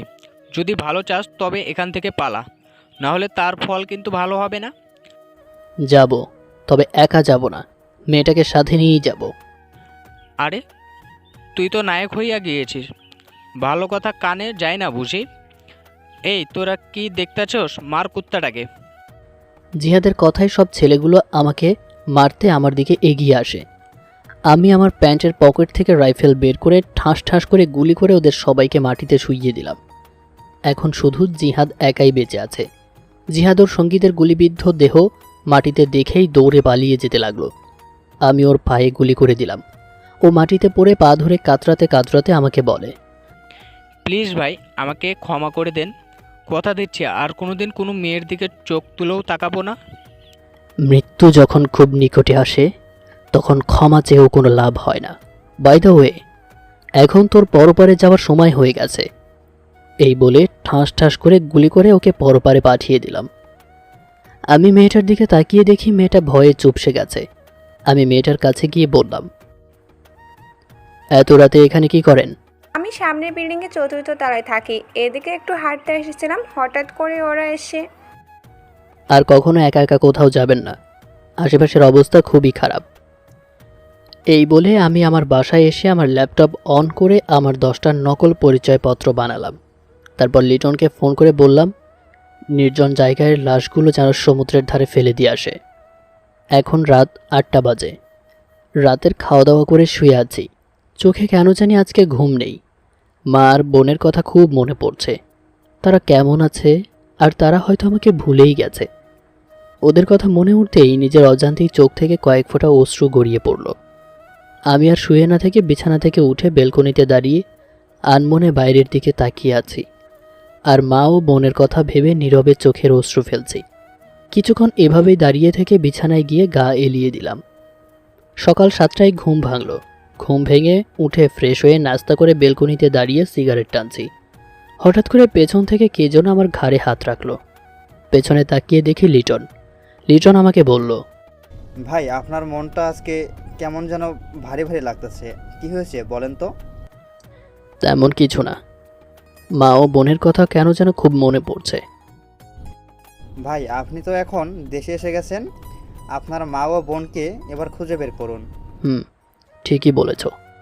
আমি যে তোমাকে কলেজে ভর্তি হওয়ার কথা বলেছি। ভাই আপনাকে ভর্তি করানো হয়ে গেছে, আর মেসের রুমও ভাড়া নিয়েছি, আপনি চাইলে আজকেই কলেজে যেতে পারেন। আজকেই যাব। তুমি গাড়ি বের করো, আমি রেডি হয়ে আসছি। ওকে ভাই। এই বলে লিটন নিচে চলে গেল। আমি আমার রুমে গিয়ে পোশাক চেঞ্জ করে নিচে গিয়ে দেখি লিটন গাড়ি নিয়ে দাঁড়িয়ে আছে। আমি গাড়ির সামনে গিয়ে গাড়িতে বসলাম।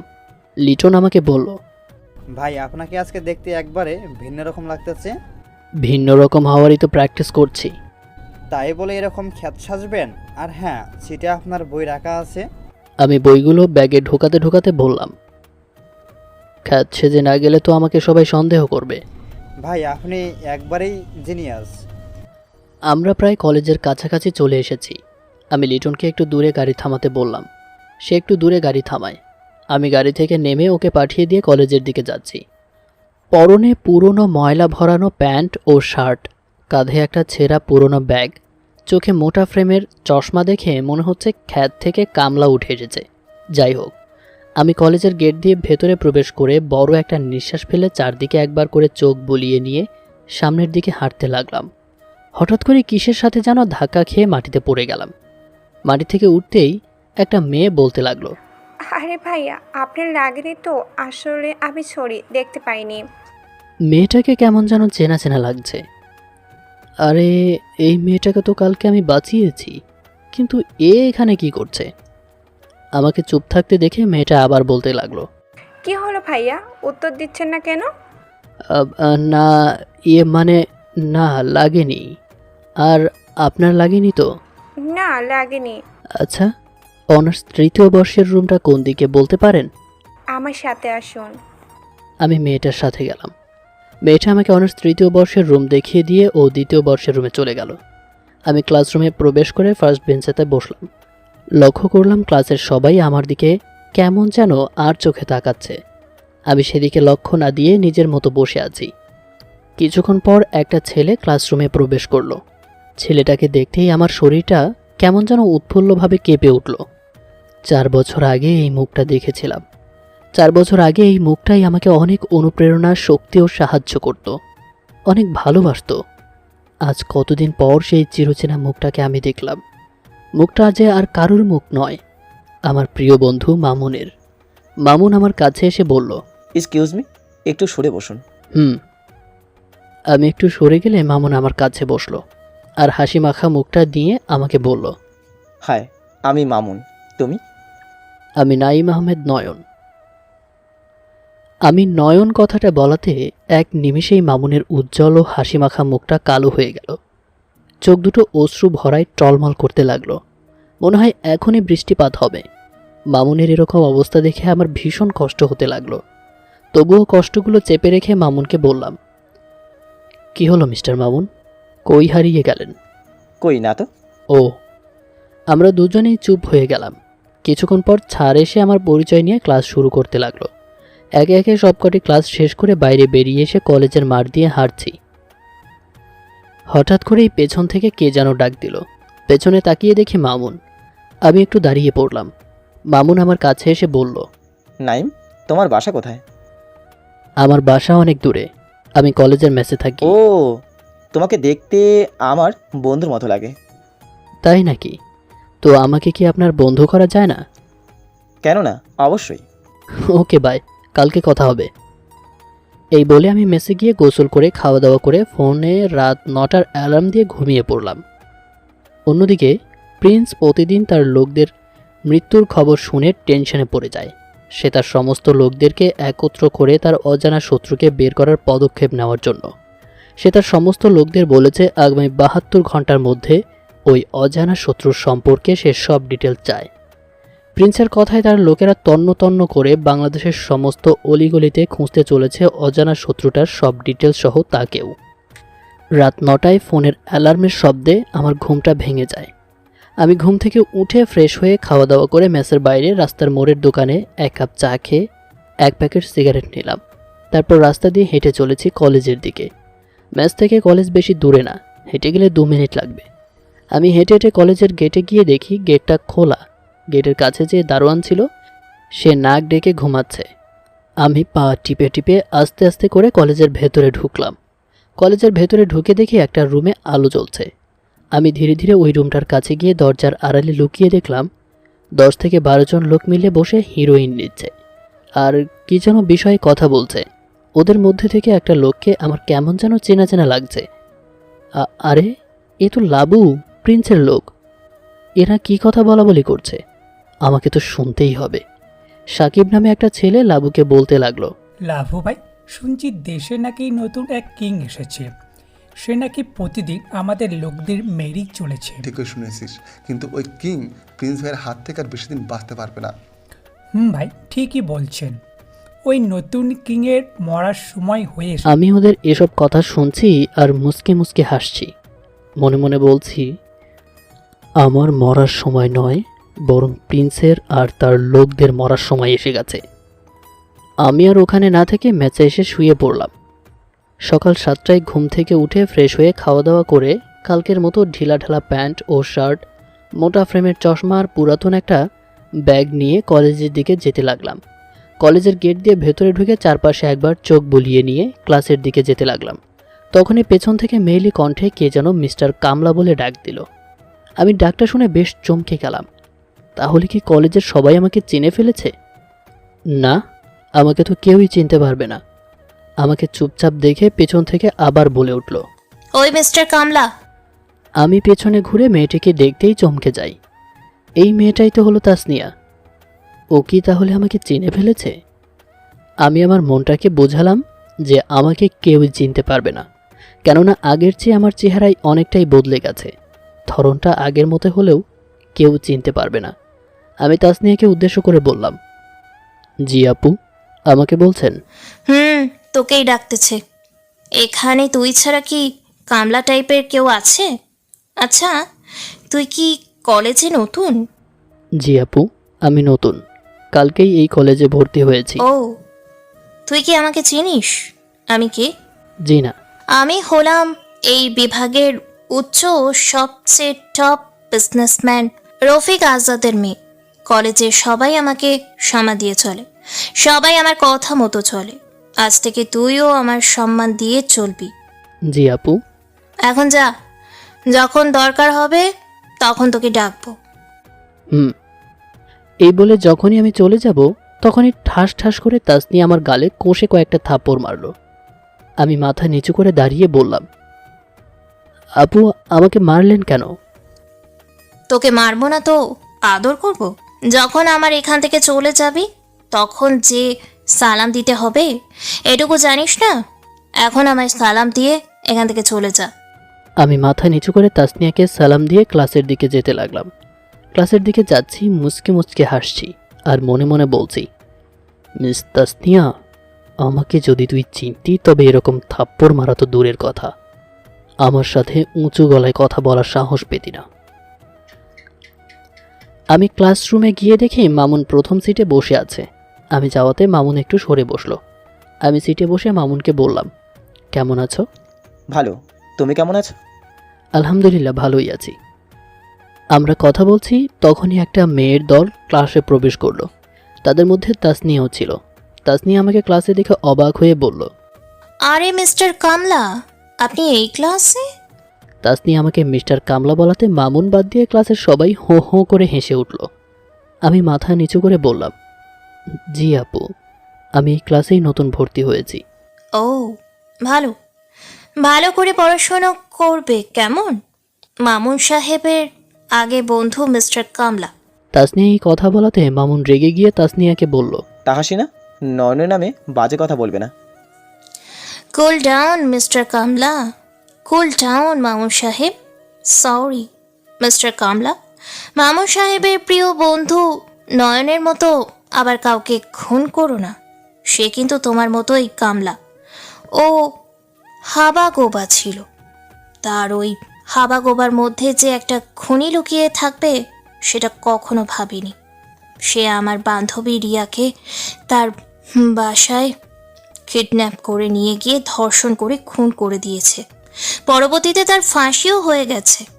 তোমার মধ্যে যদি এমন কোনো খারাপ মতলব থাকে তাহলে এখান থেকে চলে যাও, না হলে তোমারও ফাঁসি হয়ে যেতে পারে, বুঝলে? তাসনিয়ার কথার অনেক উত্তর আমার কাছে আছে, তবুও তাকে উত্তরগুলো না দিয়ে মাথা নিচু করে দাঁড়িয়ে আছি আর মনে মনে বলছি, চাইলে তোমার সব কথার উত্তর এখানেই দিতে পারি, কিন্তু না, ওই উত্তরটা দেওয়ার আগে আসল খুনিকে সেটা বের করতে হবে। তাসনিয়ার কথায় মামুন কিছু না বলে ছলছল চোখে ছিটে বসে আছে। ওকে দেখে মনে হচ্ছে ওর মতো অসহায় মনে হয় পৃথিবীতে আর কেউ নেই।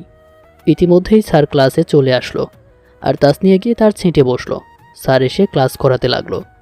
সব ক্লাস শেষ করে বাইরে বের হয়ে ম্যাচের দিকে যাচ্ছি, তখনই আমার চোখ আটকে গেল তাসনিয়ার আর লাবুর দিকে।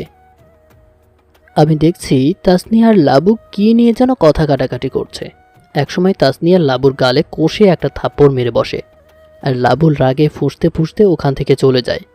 আমি আর ওর দিকে লক্ষ্য না দিয়ে ম্যাচে গিয়ে খাওয়া দাওয়া করে কিছুক্ষণ ঘোরাঘুরি করে রাত 10টার অ্যালার্ম দিয়ে ঘুমিয়ে পড়লাম। রাত 10টায় ঘুম ভাঙল। ঘুম থেকে উঠে খাওয়া দাওয়া করে ম্যাচের বাইরে আম গাছের নিচে বসে সিগারেটের ধোঁয়া মুক্ত বাতাসে উড়াচ্ছি আর 4 বছর আগের কথাগুলো ভাবছি। হঠাৎ করে একটা মেয়েলি কণ্ঠের চিৎকারে শব্দ এসে আমার কানে পড়ল। প্রথমবার কোনো কেয়ার করলাম না। পরের বার যখন চিৎকার শুনতে পারলাম তখন আর নিজেকে আটকাতে পারলাম না। মনে হচ্ছে হয়তো কেউ বিপদে পড়েছে, তাই আমি তাড়াতাড়ি আমার মেসের রুমে গিয়ে রাইফেল আর আমার ভূতের মাস্কটা নিয়ে বেরিয়ে পড়লাম। চিৎকারটা অনুসরণ করে চিৎকারটা কলেজের ভেতর থেকে আসছে, তাই আমি কলেজের দিকেই গেলাম। কলেজের গেটে গিয়ে দেখি দারোয়ান সেখানে নেই, আর গেটটা খোলা। আমি মাস্কটা পরে রাইফেলটা হাতে নিয়ে কলেজের ভেতরে গিয়ে দেখি গতকালকের রুমটাতে আলো জ্বলছে, আর ওই রুমটা থেকেই চিৎকারটা আসছে। আমি দ্রুত গতিতে রুমটার কাছে গিয়ে শুনতে পেলাম লাবু তাসনিয়াকে বলছে, ওই শালি, 4 বছর আগে তোর বান্ধবী রিয়াকে যেমনভাবে ধর্ষণ করে মেরে ফেলেছি, আর তোকেও ঠিক ওই রকমভাবেই মারব। তার মানে সেই দিন তুই রিয়াকে মেরে ফেলেছিস? আমি মেরে ফেলেছি। সেই দিন তুই রিয়াকে মেরেছিস আর আমি নয়নকে দোষারোপ করেছি। ছি ছি ছি, আমি যে অনেক বড় ভুল করেছি। এইসব চিঠি মরার পরে করিস। এই বলে লাবু তাসনিয়ার উপর ঝাঁপিয়ে পড়বে, তখনই কেউ একজন লাবুর নাক বরাবর দিল একটা ঘুষি। লাবু ছিটকে গিয়ে কিছুটা দূরে পড়ে গেল, আর রুমটাতে থাকা লাবুর ছেলেপেলেরা আমার দিকে এগিয়ে আসলে আমি ঠাস ঠাস করে গুলি করে ওদের মাটিতে শুইয়ে দিলাম। তারপর লাবুর দিকে এগিয়ে যেতে লাগলাম। লাবু আমাকে দেখে বলতে লাগলো, প্লিজ আমাকে মারবেন না, আমি আপনার তো কোনো ক্ষতি করিনি। আমার ক্ষতি করিসনি? তুই আমার অনেক বড় একটা ক্ষতি করেছিস। এই বলে লাবুকেও গুলি করে মেরে ফেললাম। তারপর পেছনে তাকিয়ে দেখি তাসনিয়া দাঁড়িয়ে ভয়ে কান্না করছে। আমি তাসনিয়াকে উদ্দেশ্য করে বলতে লাগলাম, আর কোনো ভয় নেই, চলুন আপনাকে আপনার বাসায় পৌঁছে দিয়ে আসি। আমি একাই যেতে পারবো। আর আপনি কে? আমি কেন। এই কথা বলা মাত্রই তাসনিয়ার শরীর থরথর করে কাঁপতে শুরু করলো। তাসনিয়ার এরকম অবস্থা দেখে আমার হাসি পেতে লাগলো। কোনো মতে হাসিটা চেপে রেখে ওকে বললাম, আমাকে ভয় পাওয়ার কোনো কারণ নেই।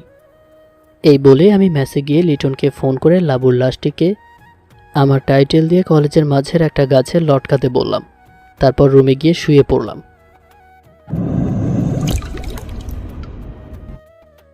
অন্যদিকে তাসনিয়া নিজের বাসায় গিয়ে রুমের মধ্যে শুয়ে 4 বছর আগে নিজের করা ভুলগুলোর আত্মসমালোচনা করে আল্লাহর কাছে দোয়া করতে লাগলো। বিনা কারণে সে একজন নিরপরাধ লোকের উপর অনেক অত্যাচার করে। হয়তো তার ভুলের কোনো ক্ষমা নেই, তবুও তার নিজের দোষগুলো আল্লাহর কাছে স্বীকার করে ক্ষমা প্রার্থনা করে ঘুমিয়ে পড়ল। পরের দিন সকাল 8টায় আমার ঘুম ভাঙল। ঘুম থেকে উঠতেই শুনতে পেলাম বাইরে কিসের যেন কোলাহল হচ্ছে। বাইরে গিয়ে দেখি মেসের কয়েকজন ছেলেপেলে একত্রিত হয়ে কী নিয়ে যেন কথা বলছে। আমি জানি কী নিয়ে কথা হচ্ছে, তবুও না জানার ভান করে ওখানে থাকা ছেলেগুলোর মধ্যে জীবন নামে একটা ছেলেকে বলতে লাগলাম, কি হয়েছে জীবন ভাই, এত সকালে উঠে চিল্লাচিল্লি করছেন কেন? আমি ওই কথা বলতেই ওখানে থাকা সবাই আমার দিকে তাকালো, আর জীবন বলতে লাগলো, নয়ন, প্রিন্স ভাই লাবুকে কারার জন্য মেরে নয়ন প্রিন্স ভাই লাবুকে কারার জন্য মেরে কলেজের মাঝখানের বড় গাছটায় লটকে রেখে দিয়েছে, আর তার শরীরে আন্ডারওয়ার্ল্ডের কিং KN এর টাইটেল সদস্যপূর্ণ করে রেখেছে। ও, লাশটাকে মাটিতে রেখেছে নাকি এখনো উপরেই আছে? মাটিতে এখনো নামায়নি, প্রিন্স আসবে তারপর নামাবে। এই কথা শোনা মাত্রই আমার বুকটা উৎফুল্লভাবে কেঁপে উঠল, কারণ প্রিন্সের সাথে আমার অনেক বোঝাপড়া আছে। প্রিন্স কি কলেজের মাঠে আসবে? প্রিন্স আজকে আসবে। ও, এই বলে আমি কলেজের দিকে রওনা দিলাম। হঠাৎ করেই আমার ফোনটা বেজে উঠল। স্ক্রিনে তাকিয়ে দেখি আননোন নাম্বার থেকে ফোন এসেছে। প্রথমবার রিসিভ করলাম না, পরের বার যখন ফোন দিল তখন রিসিভ করতেই ওদিক থেকে মেয়েলি কণ্ঠে বলল, আসসালামু আলাইকুম, কেমন আছো? ওয়ালাইকুম আসসালাম। কে আপনি? চিনলাম না তো। আমাকে তুমি চিনবে না?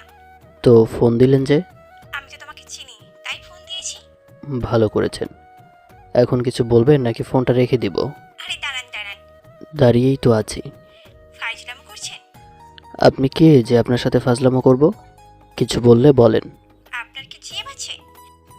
না, নেই। তো আমার জিএফ দিয়ে আপনি কি করবেন? ইয়েস, আমি সাকসেস। মানে কি বলতে চাইছেন? মানে আমি তোমাকে ভালোবাসি। আপনাকে পাগলা কুকুরে কামড় দিয়েছে নাকি? আমাকে চেনেন? চিনি। আই লাভ ইউ কে নয়ন। এই বলে ফোনটা কেটে দিল। আমি ওখানেই দাঁড়িয়ে গভীর চিন্তায় মগ্ন হয়ে পড়লাম। কে এই মেয়ে? আমার নাম্বার আর আসল পরিচয় বা জানলো কিভাবে? মেয়েটা আমার শত্রুপক্ষ নাকি সত্যিই পরিচিত কেউ? এসব ভাবছি, তখনই পেছন থেকে কেউ বলতে লাগলো, কেমন আছেন? পেছনে তাকিয়ে দেখি কালকে কলেজের যেই মেয়েটার সাথে ধাক্কা লেগেছিল সেই মেয়েটি। আমি বললাম, জি আলহামদুলিল্লাহ ভালো, আপনি কেমন আছেন? আমিও ভালো আছি। আচ্ছা, আপনার নামটা কি? নাইম আহমেদ নয়ন। আপনার নাম? লেখিকা বন্যা চৌধুরী। ও, আপনি লেখালেখি করেন? টুকটাক রেখি। কই যাবেন এখন? কলেজের ভেতরে নাকি লাশ পাওয়া গেছে, সেখানেই যাচ্ছি। ও, আমি ওখানেই যাচ্ছি, চলেন যাওয়া যাক। চলেন। আমরা কলেজের গেট দিয়ে দেখি অনেক লোকের ভিড় হওয়ারই কথা, কারণ লাবু কোনো সাধারণ ব্যক্তি নয়, আর তার কুকর্মেরও কোনো হিসাব নেই। সবাই বলাবলি করছে ধন্যবাদ কেন, লাবুর মতো নিকৃষ্ট জানোয়ারকে মেরে ফেলার জন্য, আর সবাই লাবুর দিকে তাকিয়ে থুতু নিক্ষেপ করছে। আমরা যেই কলেজের ভেতরে যাব অমনি 20 থেকে 30টা গাড়ি কলেজের রাস্তা দিয়ে এসে কলেজের ভেতর প্রবেশ করছে, আর কিছু কিছু লোকেরা গাড়িগুলোর সামনে থাকা লোকগুলোকে সরিয়ে দিচ্ছে, কারণ গাড়িগুলো আন্ডারওয়ার্ল্ডের কিং প্রিন্সের। গাড়িগুলো কলেজের ভেতরে প্রবেশ করে থেমে গেল, আর গাড়িগুলো থেকে বন্দুক হাতে নিয়ে প্রিন্সের লোকেরা বেরিয়ে আসলো। তারা চারদিকে বন্দুক হাতে নিয়ে ঘিরে নিল। কিছুক্ষণ পর মাঝের একটা গাড়ি থেকে 2টি লোক বেরিয়ে আসলো। একটি হলো প্রিন্স, অপরটি হলো প্রিন্সের ছেলে বাদশা। প্রিন্স আর বাদশা আলতো পায়ে হাঁটতে হাঁটতে লাবুকে লটকে রাখা গাছটার কাছে গেল। তখনই কয়েকটা লোক গাছ থেকে লাবুর লাশটা নিচে নামিয়ে সাদা কাপড়ে আবদ্ধ করলো। প্রিন্স হাঁটু গেড়ে বসে লাবুর লাশটিকে এক নজর দেখে দাঁড়িয়ে পড়ল, আর উচ্চ স্বরে হুঙ্কার ছেড়ে বলতে লাগলো, আমি জানি তুই এখানে আসিস, শুনে রাখ আমার বাইকে মারার পরিণাম কিন্তু খুব খারাপ হবে। তোকে মেরে টুকরো টুকরো করে রাস্তার কুকুরদের খাওয়াবো। তুই বেশি বেশি করতেছিস, তোর ডানা নয় তোর মুন্ডরা কেটে ফেলবো। এই বলে প্রিন্স ও তার দলবল লাবুর লাশটিকে নিয়ে চলে গেল। এদিকে আমি মুচকে মুচকে হাসছি। আমি হাসছি, অপরদিকে বন্যা আমার দিকে আর চোখে তাকিয়ে আছে। আমার চোখকে ফাঁকি দিতে পারিনি। আমি বললাম, কি হলো, আমার দিকে এমনভাবে তাকিয়ে আছেন কেন? কিছু না। এই বলে বন্যা একটা মুচকি হাসি দিয়ে চলে যেতে লাগলো। কিন্তু একটা বিষয় আমার কাছে কেমন যেন লাগছে। বন্যার কণ্ঠ আর সকালের আননোন নাম্বারের মেয়েটার কণ্ঠ প্রায় একই রকম। তাহলে কি সকালের মেয়েটাই বন্যা? কিন্তু বন্যা আমার নাম্বার কোথায় পাবে? এগুলো আর না ভেবে মেসের দিকে যেতে লাগলাম। তখনই আমার চোখ দুটো আটকে গেল একটা মেয়েকে দেখে। মেয়েটাকে দেখতেই সারা শরীর কেঁপে উঠল। বুকের ভেতরটা একটা অজানা ব্যথা কাজ করছে, আর চোখ দুটোর থেকে নিজের অজান্তেই দুফোঁটা অশ্রু গড়িয়ে পড়তে লাগলো। মেয়েটা যে অন্য কেউ নয়, মেয়েটা হলো আমার কলিজার ছোট বোন নীলা। আমি চোখের অশ্রু মুছে ধীর পায়ে নীলার দিকে যেতে লাগলাম। একসময় নীলার খুব নিকটে যেতেই চোখ পড়ল নীলার পাশে থাকা মামুন আর তাসনিয়ার উপর। তাসনিয়া মামুনের কাছে কিসের জন্য যেন ক্ষমা চাচ্ছে, আর মামুন তাসনিয়াকে অনেক গালিগালাজ করছে। আমি মামুনদের কাছে গিয়ে মামুনকে উদ্দেশ্য করে বললাম, যে নিজের ভুল স্বীকার করে নিজেই ক্ষমা চায় তাকে ক্ষমা করে দেওয়াই উত্তম। মামুন আমার দিকে রহস্যময়ভাবে এক নজরে তাকিয়ে তাসনিয়াকে বলল, আমি তো ক্ষমা করে দিয়েছি, নয়ন কি তোমাকে ক্ষমা করবে? আমি তো মনে মনে নয়নের কাছেও অনেকবার ক্ষমা চেয়েছি, সে কি আমাকে ক্ষমা করবে? তাসনিয়ার কথাটা শুনে আমি রহস্যময়ভাবে একটা মুচকি হাসি দিয়ে বলতে লাগলাম, হয়তো নয়নও আপনাকে ক্ষমা করে দিয়েছে। আপনি আপনার ভুল স্বীকার করেছেন, সেটাই অনেক। এই বলে মামুন আর নীলার দিকে তাকিয়ে চলে যেতে লাগলাম। পেছন থেকে মামুন বলল, নাইম শোনো। বলেন। নাইম, কালকের পরের দিন রোজ শুক্রবার আমার স্ত্রী নীলার জন্মদিন, তোমাকে কিন্তু অবশ্যই আসতে হবে। এই কথা শোনা মাত্রই আমি অবাক। মামুন নীলাকে বিয়ে করেছে, কিন্তু কেন? তার তো জিএফ ছিল। এসব ভাবছি, তখনই মামুন আমার ভাবনাকে ছেদ করে বলতে লাগলো, কি হলো নাইম, কিছু বলছো না যে? ও অবশ্যই আসবো। এই বলে মেসে গিয়ে খাওয়া দাওয়া করে বসে নীলার কথা ভাবছি। নীলা যেহেতু আছে, তাহলে তার সাথে আমার মাও আছে। এইসব ভেবে মনটা খুশি হলো। তখনই ফোনটা বেজে উঠল। স্ক্রিনে তাকিয়ে দেখি লিটন ফোন দিয়েছে। রিসিভ করতেই লিটন বলল, নীলা যেহেতু আছে, তাহলে তার সাথে আমার মাও আছে। এইসব ভেবে মনটা খুশি হলো। তখনই ফোনটা বেজে উঠল। স্ক্রিনে তাকিয়ে দেখি লিটন ফোন দিয়েছে। রিসিভ করতেই লিটন বলল, ভাই, সমুদ্র সৈকতের পাশে থাকা আমাদের বড় কয়েকটা বিল্ডিং প্রিন্সিপালের লোকেরা বোমা মেরে উড়িয়ে দিয়েছে, আর আমাদের কয়েকজন গুপ্ত লোককে ধরে নিয়ে গেছে। লিটন, প্রিন্সের মরার সময় হয়ে গেছে, এখন ওকে একটু উঠতে দাও। কিন্তু ভাই, গুপ্ত লোকেরা যদি আমাদের মেইন আস্তানার কথা প্রিন্সিপালের লোকেদের কাছে বলে দেয়? বলে দিবে দিক, সমস্যা কোথায়? তুমি জায়গা পরিবর্তন করো আর প্রিন্সের ওপর আমাদের বড় বড় গুপ্তচরদের নজর রাখতে বলো। ঠিক আছে ভাই। ওকে। এই বলে ফোনটা কেটে দিয়ে বিছানায় গা এলিয়ে দিলাম। হঠাৎ করেই আমার রুমের দরজায় কেউ নাড়া দিল। আমি বিছানা থেকে উঠে দরজা খুলতেই অবাক, কারণ আমার সামনে মামুন দাঁড়িয়ে আছে। আমি ওকে জিজ্ঞেস করলাম, আরে মামুন ভাই, আপনি এখানে? ভাই নয়ন, শুধু মামুন বল সালা। আরে ভাই, আপনি এসব কি বলছেন? আর ন্যাকামো করতে হবে না। তুই সবার চোখে ফাঁকি দিলেও আমার চোখে কখনোই ফাঁকি দিতে পারবি না। তুই যেদিন প্রথম কলেজে আসলি আমি তোকে সেদিনই চিনতে পেরেছি। আমি মামুনকে জড়িয়ে ধরে কয়েক ফোঁটা চোখের অশ্রু ফেলে বললাম, সত্যি তোর মতো বন্ধু পাওয়া ভাগ্যের ব্যাপার। আচ্ছা নয়ন, তুই কিভাবে ফাঁসির মুখে ফাঁকি দিয়ে বাইরে আসলি, আর এতদিন কোথায় ছিলি? মামুন, তোর এই প্রশ্নগুলোর উত্তর আপাতত অজানাই থাক, আস্তে আস্তে সব কিছু জানতে পারবি। নয়ন, নীলা তোর জন্য অনেক কান্না করে রে, চল নীলার কাছে যাবি। না মামুন, আমার এখন অনেক কাজ বাকি আছে। আমি চাই না আমার মতো আরও কোনো নিরীহ পরিবার বিচ্ছিন্ন হোক। আমি প্রিন্সকে মেরে এই দেশে শান্তি আনব। কিন্তু নয়ন, প্রিন্স তো অনেক শক্তিশালী, তুই কিভাবে ওকে মারবি? মামুনের কথায় আমি একটা পৈশাচিক হাসি দিয়ে বলতে লাগলাম, তোর এই প্রশ্নগুলোর উত্তর না হয় অজানা আর রহস্যময় হয়েই থাক। আর শোন, নীলাকে আমার ব্যাপারে এখনো কিছুই বলবি না। ওর জন্মদিনে ওকে একেবারে চমকে দিব। ঠিক আছে। তোর সাথে আমার কিছু বোঝাপড়া আছে, নীলার জন্মদিনে সেই বোঝাপড়া করব। এখন যা। আমার কথাটা শুনে মামুন একটা মুচকি হাসি দিয়ে চলে যেতে লাগলো। মামুন হয়তো বোঝাপড়ার ব্যাপারটা বুঝতে পেরেছে। মামুন চলে গেল। আমিও মেসের বাইরে বের হয়ে রাস্তার মোড়ে একটা চায়ের দোকানে গিয়ে চা খাচ্ছি। হঠাৎ করেই দোকানের ভেতর নীল শাড়ি, ম্যাচিং ব্লাউজ, সাথে ম্যাচিং চুড়ি পরা একটা মেয়ে প্রবেশ করলো।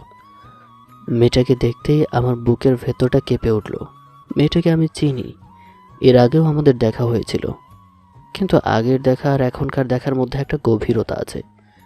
আগে মেয়েটাকে তেমনভাবে দেখিনি, কিন্তু আজকে মেয়েটাকে দেখতে অসম্ভব সুন্দর লাগছে। আমার অবস্থা একেবারে ক্রাশ খাওয়ার মতো। মেয়েটা যে আর কেউ নয়, সে হলো বন্যা। কিন্তু এ আমি কি দেখছি? বন্যা তো আমার দিকেই আসছে। বন্যা আমার কাছে এসে বলতে লাগলো, কি ব্যাপার, আপনি আমার দিকে এইভাবে হাঁ করে দিয়ে কি দেখছেন? কই কিছু না তো। আর আপনি এখানে কেন? বন্যা একটু মুচকে হাসি দিয়ে বলতে লাগলো, সামনে আমার আন্টির বাসা, এদিক দিয়ে যাচ্ছিলাম, হঠাৎ চোখ পড়লো আপনার দিকে, তাই একটু খোঁজ দিতে আসলাম। বন্যা কথা বলছে আর আমি তার দিকে অপলক দৃষ্টিতে তাকিয়ে আছি। তার হাসিটা আমার কাছে পূর্ণিমার চাঁদের মতো লাগছে। আমি হয়তো তার এই মুচকি হাসিটার মায়ায় পড়ে গেছি। মনে হচ্ছে আমি তার ওই মায়াবী মুচকি হাসিটার গভীরতার গভীর তলে হারিয়ে যাই। আমি বন্যার দিকে তাকিয়ে এসব ভাবছি, আর ভাবনার ধারায় ব্যাঘাত ঘটিয়ে এসে বলতে লাগলো, হ্যালো মিস্টার নাইম, কি এত ভাবছেন? কই কিছু না তো।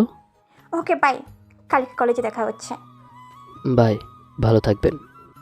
হুম। এই বলে বন্যা চলে যেতে লাগলো। আমি ওর চলে যাওয়ার দিকে তাকিয়ে আছি। বন্যা আমার চোখের আড়াল হতেই আমি দাঁড়িয়ে দোকানের বিলটা মিটিয়ে মেসে গিয়ে বিছানায় গা এলিয়ে দিলাম একটা লম্বা ঘুম। হঠাৎই ফোনের টোনে আমার ঘুমটা ভেঙে গেল। ঘুমো ঘুমো চোখে ফোনটা হাতে নিয়ে স্ক্রিনে তাকিয়ে দেখি সকালে সেই আননোন নাম্বারের মেয়েটি ফোন দিয়েছে। প্রথমবার ইচ্ছে করেই ফোনটা কেটে দিলাম। পরের বার রিসিভ করে বলতে লাগলাম, সমস্যা কি আপনার? আমাকে বারবার ফোন দিচ্ছেন কেন? রাগ দেখাচ্ছ কেন? একটা কথা বলছি, ভালোভাবে শুনুন। জি, কি বলবেন তাড়াতাড়ি বলেন। আমি লেক পার্কের সামনে দাঁড়িয়ে আছি, তুমি তাড়াতাড়ি রেডি হয়ে এখানে আসো। আমি যাব? পাগল হয়েছেন নাকি? না, আমি যেতে পারবো না। আর আপনি কে যে আপনার কথায় আমি সেখানে যাব? আমি তোমার কি?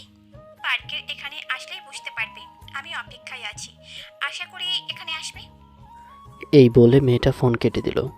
ইচ্ছা না থাকা সত্ত্বেও রেডি হয়ে ম্যাচের বাইরে বের হয়ে একটা রিক্সা ডেকে পার্কের সামনে এসে রিক্সার ভাড়াটা মিটিয়ে দিলাম। আশেপাশের দিকে একবার চোখ বুলিয়ে নিয়ে ফোনটা বের করে যেই না মেয়েটাকে ফোন করব অমনি পেছন থেকে কেউ আমার ঘাড়ে হাত রাখলো। আমি কিছুটা চমকে উঠে পেছনে তাকিয়ে দেখি বোরকা পরা একটা মেয়ে আমার সামনে দাঁড়িয়ে আছে। এটা হিজাব করায় তার মুখটা দেখা যাচ্ছে না। আমি চুপ করে মেয়েটার দিকে তাকিয়ে আছি। মেয়েটা আমাকে বলল, কেমন আছো? আলহামদুলিল্লাহ ভালো। কে আপনি? তুমি অন্ধ নাকি? কেন? আমি অন্ধ হতে যাব কেন? এই যে তোমার সামনে একটা জ্যান্ত মেয়ে মানুষ দাঁড়িয়ে আছে, তবুও তুমি বলছো কে আপনি? আমি সেটা বলতে চাইনি, আসলে আপনার পরিচয়টা জানতে চেয়েছি। ওহো, সেই কথা তুমি একটু ক্লিয়ারভাবে বলতে পারতে। শোনো, আপাতত আমার পরিচয়টা এখন তোমাকে দিতে পারবি। শোনো, আপাতত আমি পরিচয়টা এখন তোমাকে দিতে পারবো না, তাই আমার পরিচয় জেনে কোনো লাভ নেই। আপনার পরিচয় আমার না জানলেও চলবে, তো আমাকে এখানে ডেকে আনার কারণটা কি? আপনাকে ভালোবাসি বলেই তো এখানে ডেকে এনেছি। ভালোবাসেন? আপনি আমাকে চেনেন আমি কে? চিনি। আপনি কে এখন হয়তো জিজ্ঞাসা করবেন আমি কিভাবে জানলাম, কিন্তু আমি কোনো উত্তর আপাতত দেব না। এখন চলেন, ফুচকার দোকানে ফুচকা খাবো। মেয়েটার কণ্ঠ আমার কাছে যেন খুব পরিচিত মনে হচ্ছে। এই কণ্ঠটা আগেও কয়েকবার শুনেছি, কিন্তু মনে করতে পারছি না কার কণ্ঠ। আমি এসবের মধ্যে একটা ধ্যানে পড়ে আছি। আমাকে চুপ থাকা দেখে মেয়েটা বলে উঠল, কি হলো? চুপ করে এত কি ভাবছেন, চলো। মেয়েটার কথায় আমার ধ্যানের ব্যাঘাত ঘটল। মেয়েটা এখন ফুচকা খাবে, এই সুযোগে মেয়েটাকে চিনে ফেলবো। মেয়েটাকে চলেন। এই বলে আমরা হাঁটতে লাগলাম। হঠাৎ করেই কে যেন আমাকে গুলি করলো। গুলিটা আমার না লেগে আমার কাছ দিয়ে বেরিয়ে গিয়ে একটা ছোট ছেলের বুকে ভেদ করলো। সামনে তাকিয়ে দেখি কয়েকটা কালো পোশাকধারী লোক। তাই আমি মেয়েটার হাত ধরে বামে থাকা একটা দেয়ালের আড়ালে রেখে ভূতের মাস্কটা পরে আমার বন্দুকটা বের করে উড়াধুরা গুলি করতে লাগলাম। আমার গুলি করা দেখে প্রতিপক্ষ ভয়ে লেজ গুটিয়ে পালিয়ে যায়। আমি তাড়াতাড়ি করে ছোট ছেলের কাছে গিয়ে দেখি ছেলেটা রক্তাক্ত অবস্থায় মাটিতে পড়ে আছে। নাকে হাত দিয়ে দেখি নিঃশ্বাস প্রশ্বাস বন্ধ। ছেলেটি পৃথিবী থেকে বিদায় নিয়েছে। ইতিমধ্যেই ছেলেটির মা বাবা সহ অনেক লোক আমাদের চারদিকে জড়ো হয়েছে। ছেলেটির বাবা মা গভীর কান্নায় মগ্ন হয়ে পড়ে। আমি এবং মেয়েটি তাদের সান্ত্বনা দিয়েই চলেছি। কিছুক্ষণের মধ্যে ছোট ছেলের পরিবারের লোকজন এসে লাশটি নিয়ে যায়। আমি মেয়েটির থেকে বিদায় নিয়ে মেসে চলে আসলাম। রাত 11টা বেজেছে। অন্ধকার খুটখুটে রাত। চারদিকে ঝিঝি পোকার আনাগোনা, সাথে কুকুর ও শিয়ালের আত্মচিৎকার। আমি মেসের বাইরে একটা আম গাছের নিচে বসে ছোট ছেলেটার কথা ভাবছি। আমার কারণেই আজ একটা নিষ্পাপ বাচ্চা ছেলের জীবন বেঘরে গেল। এই কথাটা মনে পড়তেই নিজের উপর আমার নিজেরই রাগ হচ্ছে। না, আমাকে এরকম ভেঙে পড়লে চলবে না। কারা আমাকে খুন করতে চায়, যে করেই হোক তাদের বের করতে হবে। ফেরেশতার মতো বাচ্চাটার মৃত্যুর প্রতিশোধ আমাকে নিতেই হবে, না হলে তার আত্মা আমাকে কখনোই ক্ষমা করবে না। পরক্ষণেই আমার মনে পড়ল কলেজের কথা। কলেজের ভেতরে তো রাতে প্রিন্সের লোকদের অবৈধ কারবার চলে, কিন্তু লাবুকে তো আমি মেরে ফেলেছি। এখন কি প্রিন্সের লোকেরা ওখানে কাজ করবে নাকি জায়গা পরিবর্তন করবে? না, একবার কলেজের ভেতর গিয়েই দেখি। আমি রুমে গিয়ে ভূতের মাস্কটা পরে হাতে বন্দুকটা নিয়ে বেরিয়ে পড়লাম কলেজের দিকে। কলেজের গেটের সামনে গিয়ে দেখি গেট বন্ধ করা। তাহলে হয়তো ওরা জায়গাটা পরিবর্তন করেছে। প্রিন্সের লোকেরা সহজে জায়গা পরিবর্তন করবে না। একবার কলেজের পেছনের জঙ্গলে গিয়ে দেখা যাক। আমি দ্রুত গতিতে পা চালিয়ে কলেজের পেছনের জঙ্গলের ভেতর গিয়ে আস্তে আস্তে সামনে এগোচ্ছি। যতই আগাচ্ছি ততই আমার কাছে কেমন যেন সন্দেহজনক মনে হচ্ছে। আমি আর একটু সামনে আগাতেই থেমে গেলাম, কারণ সামনের চারদিকে অনেক সিকিউরিটি বন্দুক হাতে নিয়ে দাঁড়িয়ে আছে, আর মাঝে কয়েকটি লোক কালো কয়েকটি ব্রিফকেস তাদের মাঝে পরিবর্তন করছে। হয়তো তারা ড্রাগস ক্রয় বিক্রয় করছে। ওরা ওখানে অনেকগুলো লোক, তাই আমি ঝামেলা না পেয়ে গিয়ে শুধু দেখেই যাচ্ছি আর দেখছি কি হয়। হঠাৎ করে একটা জিনিস আমার চোখে আটকে গেল। কয়েকটি লোক মাটির নিচে সুড়ঙ্গের ভেতর ঢুকে যাচ্ছে। হয়তো তারা সবাই দিনের বেলায় বেশিরভাগই সুড়ঙ্গের ভেতর থাকে। আমি আর ওখানে না থেকে সোজা ম্যাচে এসে বিছানায় গায়ে হেলিয়ে দিলাম। পরের দিন সকাল 7টায় ঘুম ভাঙলো। ঘুম থেকে উঠে ফ্রেশ হয়ে খাওয়া দাওয়া করে রেডি হয়ে কলেজে গেলাম। গেট দিয়ে কলেজে ঢুকেই চারপাশ একবারে চোখ বুলিয়ে ক্লাসের দিকে যাচ্ছি। হঠাৎ করে তাসনি আমার সামনে আসলো। তাসনি আমার সামনে আসতেই বুকটা ধড়ফড়িয়ে উঠল। তাহলে কি তাসনি আমাকে চিনে ফেলেছে? ও যদি আমাকে চিনে ফেলে তাহলে সমস্যা হতে পারে, কারণ প্রিন্স ও তার লোকেরা জেনে যাবে যে আমি ফাঁসির মুখ থেকে ফিরে আসা কেন। কোনোভাবেই যদি সবার সামনে আমার আসল পরিচয় আসে, তবে পুলিশও আমাকে ধরার জন্য খুঁজবে। আমি এসব ভাবছি। আমার ভাবনার ধারার ইতি ঘটিয়ে তাসনিয়া বলতে লাগলো, নাইম প্লিজ আমাকে ক্ষমা করে দিবেন। এতদিন আমি আপনাকে অনেকভাবে অপমান করেছি, অনেক খারাপ ইগোতে লাগা কথাও বলেছি। প্লিজ আমাকে ক্ষমা করে দেন। আপনি যে আপনার নিজের ভুলটা বুঝতে পেরেছেন, এটাই আমার কাছে অনেক। ক্লাসে চলুন, ক্লাস শুরু হলো হয়তো। চলেন। আমরা ক্লাসে গেলাম। তাসনিয়া ওর সিটে বসলো, আমি মামুনের কাছে গিয়ে বসলাম। ইতিমধ্যেই স্যার এসে ক্লাস করাতে লাগলেন। হঠাৎ করেই আমার চোখ বারান্দার পাশে থাকা একটা মেয়ের উপর পড়ল। মেয়েটা এতক্ষণ আমার দিকেই তাকিয়েছিল। আমার চোখ তার দিকে যেতেই সে নিজের চোখ ফিরিয়ে নিয়ে কিছুটা লজ্জা পেয়ে ওখান থেকে চলে গেল।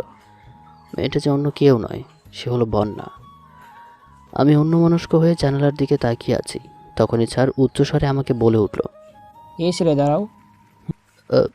জি স্যার, আমাকে বলছেন? তোমাকেই বলছি। তুমি ক্লাসে অমনোযোগ কেন? কই স্যার, কই অমনোযোগী? আমি তো ক্লাসেই মন দিয়েছি। মিথ্যা বলছো কেন? তুমি জানালার দিকে কি দেখছিলে? না না স্যার, কিছু না, এমনি। যতক্ষণ পর্যন্ত ক্লাস শেষ হবে না ততক্ষণ পর্যন্ত তুমি এভাবেই দাঁড়িয়ে থাকবে। আমি কিছু বলতে চেয়েও বললাম না, কারণ বলে কোনো লাভ নেই, উল্টা কেসটা আরও জটিল হয়ে উঠবে। একে একে সবকটি ক্লাস শেষ করে বাইরে বের হতেই মামুন আমাকে কলেজের একটা নীরব স্থানে টেনে নিয়ে গিয়ে বলল, নয়ন, তুই কি জানিস ব্রন্যা তোকে কত ভালোবাসে? তুই কি তাকে ভালোবাসিস? এই কথা শোনা মাত্রই আমার বুকে চিনচিনে ব্যথা আমি অনুভব করতে লাগলাম। এই ব্যথা কোনো রোগের নয়, এই ব্যথা হলো ভালোবাসার ব্যথা। মামুন আমাকে চুপ থাকতে দেখে বলল, নয়ন, কি হলো? উত্তর দিচ্ছিস না কেন? মামুন, ভালোবাসা নামক সম্পর্কে আমি এখন জড়াতে চাই না। আমার কিছু কাজ আছে, সেগুলো করে তারপর ভালোবাসা নিয়ে ভাববো। ওকে, বাই। বাই। তবে সন্ধ্যার সময় আমাদের বাসায় দেখা হচ্ছে। এই বলে আমি মেসের দিকে যাচ্ছি। হঠাৎ করে বন্যা আমার কাছে এসে বলতে লাগলো, কি ভাবেন নিজেকে? আমাকে ভালোবাসলে কি এমন হবে? আমি কিন্তু তোমাকে ছাড়া বাঁচবো না, আমি তোমাকেই চাই। এইসব পাগলামি করা ছেড়ে দিন, আমাকে যেতে হবে। নাইম, যতক্ষণ না তুমি আমাকে ভালোবাসার কথা বলবে ততক্ষণ পর্যন্ত আমি তোমার মেসের সামনে দাঁড়িয়ে থাকবো। এখান থেকে কেউ আমাকে সরাতে পারবে না। দেখুন, পাগলামি বাদ দিয়ে বাসায় যান। এই বলে আমি মেসে গিয়ে খাওয়া দাওয়া করে বিছানায় গা এলিয়ে দিলাম। সন্ধ্যা 7টায় ফোনের রিংটোনে আমার ঘুম ভেঙে গেল। ফোনটা হাতে নিয়ে স্ক্রিনে তাকিয়ে দেখি মামুন ফোন দিয়েছে। রিসিভ করতেই ওদিক থেকে বলতে লাগলো, কী রে, তাড়াতাড়ি আমাদের বাসায় আয়, তুই আসলেই আমরা কেক কাটা শুরু করব। যাচ্ছি। এই বলে ফোনটা কেটে দিয়ে রেডি হয়ে মেসের বাইরে গিয়ে দেখি বন্যা দাঁড়িয়ে আছে। তার চোখ বেয়ে অশ্রু গড়িয়ে পড়ছে। আমি বন্যাকে দেখেও না দেখার ভান করে চলে যেতে লাগলাম মামুনের বাসার দিকে। বন্যা আমার চলে যাওয়ার দিকে করুণভাবে তাকিয়ে আছে। আমি মামুনের বাসার সামনে গিয়ে কলিং বেল বাজাতেই একটা বৃদ্ধ মহিলা এসে দরজা খুলে দিল। বৃদ্ধা মহিলাটিকে দেখে আমার চোখের এক করে কয়েক ফোঁটা অশ্রু জমা হলো। আমি নিজেকে সামলে নিলাম। ইতিমধ্যেই মামুন আমার কাছে এসে বলতে লাগলো, সামনে চল, কেক কাটতে হবে, নীলা অপেক্ষায় আছে। চল। আমরা ওখানে গেলাম। তখনই মামুন বলে উঠল, নীলা, তোমাকে আমি বলেছিলাম না তোমার জন্মদিনে তোমাকে আমি বেস্ট একটা জিনিস গিফট করব? বলেছিলে তো, আমার সেই গিফট কই? নীলা, তোমার সামনে যে ছেলেটা দাঁড়িয়ে আছে তাকে কি তুমি চেনো? না, কে সে? সে হলো তোমার ভাই নয়ন। মামুন এই কথা বলা মাত্রই নীলা এবং আমার মা এসে আমাকে জড়িয়ে ধরে কান্না করে দেয়। আমি তাদের থেকে ছাড়িয়ে নিয়ে নীলাকে বললাম, নীলা, আজকে খুশির দিন, কান্না করার দিন নয়, তুমি কেক কাটো। নীলা কেক কাটলো। আমরা অনেক মজা করলাম। হঠাৎ করে প্রচণ্ড বাতাস, বৃষ্টি, সাথে বিদ্যুৎ চমকাতে লাগলো। তখনই আমার মনে পড়ল বন্যার কথা। সে তো ম্যাচের বাইরে দাঁড়িয়ে আছে। না, আমাকে বন্যার কাছে যেতে হবে। আমি মামুনকে বললাম, মামুন, আমাকে এখন ম্যাচে যেতে হবে। নয়ন, তুই পাগল হয়ে গেছিস নাকি? এই প্রচণ্ড বৃষ্টির মধ্যে মেসে যাবি? মামুন, আমি যাব, আমাকে যেতেই হবে যে। এই বলে মামুন, নীলা এবং মায়ের কাছ থেকে বিদায় নিয়ে বৃষ্টির মধ্যে মামুনের বাইক নিয়ে বেরিয়ে পড়লাম মেসের দিকে। মেসের সামনে এসে বন্যার দিকে চোখ যেতেই আমি বড় ধরনের একটা ধাক্কা খেলাম, কারণ বন্যা মাটিতে পড়ে আছে। আমি বাইকটা রেখে দৌড়ে বন্যার কাছে গিয়ে দেখি সে অজ্ঞান হয়ে গেছে। আমি বন্যাকে কোলে তুলে নিয়ে আমার রুমে ঢুকে তাকে মেঝেতে রেখে ডাকতে লাগলাম, কিন্তু কিছুতেই তার জ্ঞান ফিরছে না। তাই একটা আননোন নাম্বারে ফোন দিলাম। রিং হচ্ছে। ফোনটা ধরতেই ওদিক থেকে বলতে লাগলো, আসসালামু আলাইকুম, কেমন আছেন ভাই? ব্লুয়েস। আলহামদুলিল্লাহ ভালো। আব্দুর রহিম, তুমি যত তাড়াতাড়ি পারো এই ঠিকানায় তোমার ডাক্তারি কিছু জিনিসপত্র নিয়ে আসো, আর সাথে মেয়েদের পোশাক নিয়ে এসো। জি ভাই, আসতেছি। তবে মেয়েদের পোশাক মানে কি সমস্যা হয়েছে সেটা বলবেন? তারপর আমি আব্দুর রহিমকে সব ঘটনা খুলে বলে ফোনটা কেটে দিয়ে বন্যার দিকে তাকিয়ে বলতে লাগলাম, আরে এই পাগলি, আমিও যে তোমাকে ভালোবেসে ফেলেছি, কিন্তু বলতে পারছি না। তার চেয়েও বড় বিষয় হলো প্রিন্সের উপর আমার প্রতিশোধ নেওয়া এখনও বাকি আছে। তারপর তোমাকে আমি গ্রহণ করতে চেয়েছি, আর আমাকে মাঝে মাঝে ফোন দিয়ে ডিস্টার্ব করা মেয়েটাও যে তুমি, আমি সব কিন্তু ভালোভাবেই জানি। আজকে আমার জন্য বন্যার এই অবস্থা। সে আমাকে কত ভালোবাসে সেটা আমি এখনও বুঝতে পারছি। আমি মনে করেছিলাম সে হয়তো চলে যাবে, কিন্তু না, মেয়েটা আমার মুখ থেকে ভালোবাসে কথাটা শুনবেই। এত ভালোবাসে আমায়। আমি এসব ভাবছি, তখনই আমার দরজায় কেউ নাড়া দিল। আমি তাড়াতাড়ি করে দরজা খুলে দেখি রহিম এসেছে। সে এসে বন্যাকে দেখে একটা ইঞ্জেকশন দিয়ে কিছু জরুরি ঔষধ দিল, আর বলল, ভাই চিন্তার কিছু নেই, কিছুক্ষণের মধ্যেই জ্ঞান ফিরবে। আর এই নিন পোশাক। ধন্যবাদ। ভালো থাকবেন ভাই। এই বলে আব্দুর রহিম চলে গেল। আমি ওয়াশরুমে গিয়ে ফ্রেশ হয়ে এসে দেখি বন্যা আস্তে আস্তে চোখ খুলছে। আমি দ্রুত গতিতে সেখানে গেলাম। বন্যা আমার দিকে একবার তাকিয়ে মুখটা অন্য দিকে করলো। বন্যার এরূপ আচরণ দেখে আমি বললাম, এত ভালোবাসেন আমায়, যার জন্য এই ভয়ানক বৃষ্টিতেও আমার ভালোবাসার জন্য অপেক্ষা করছিলেন।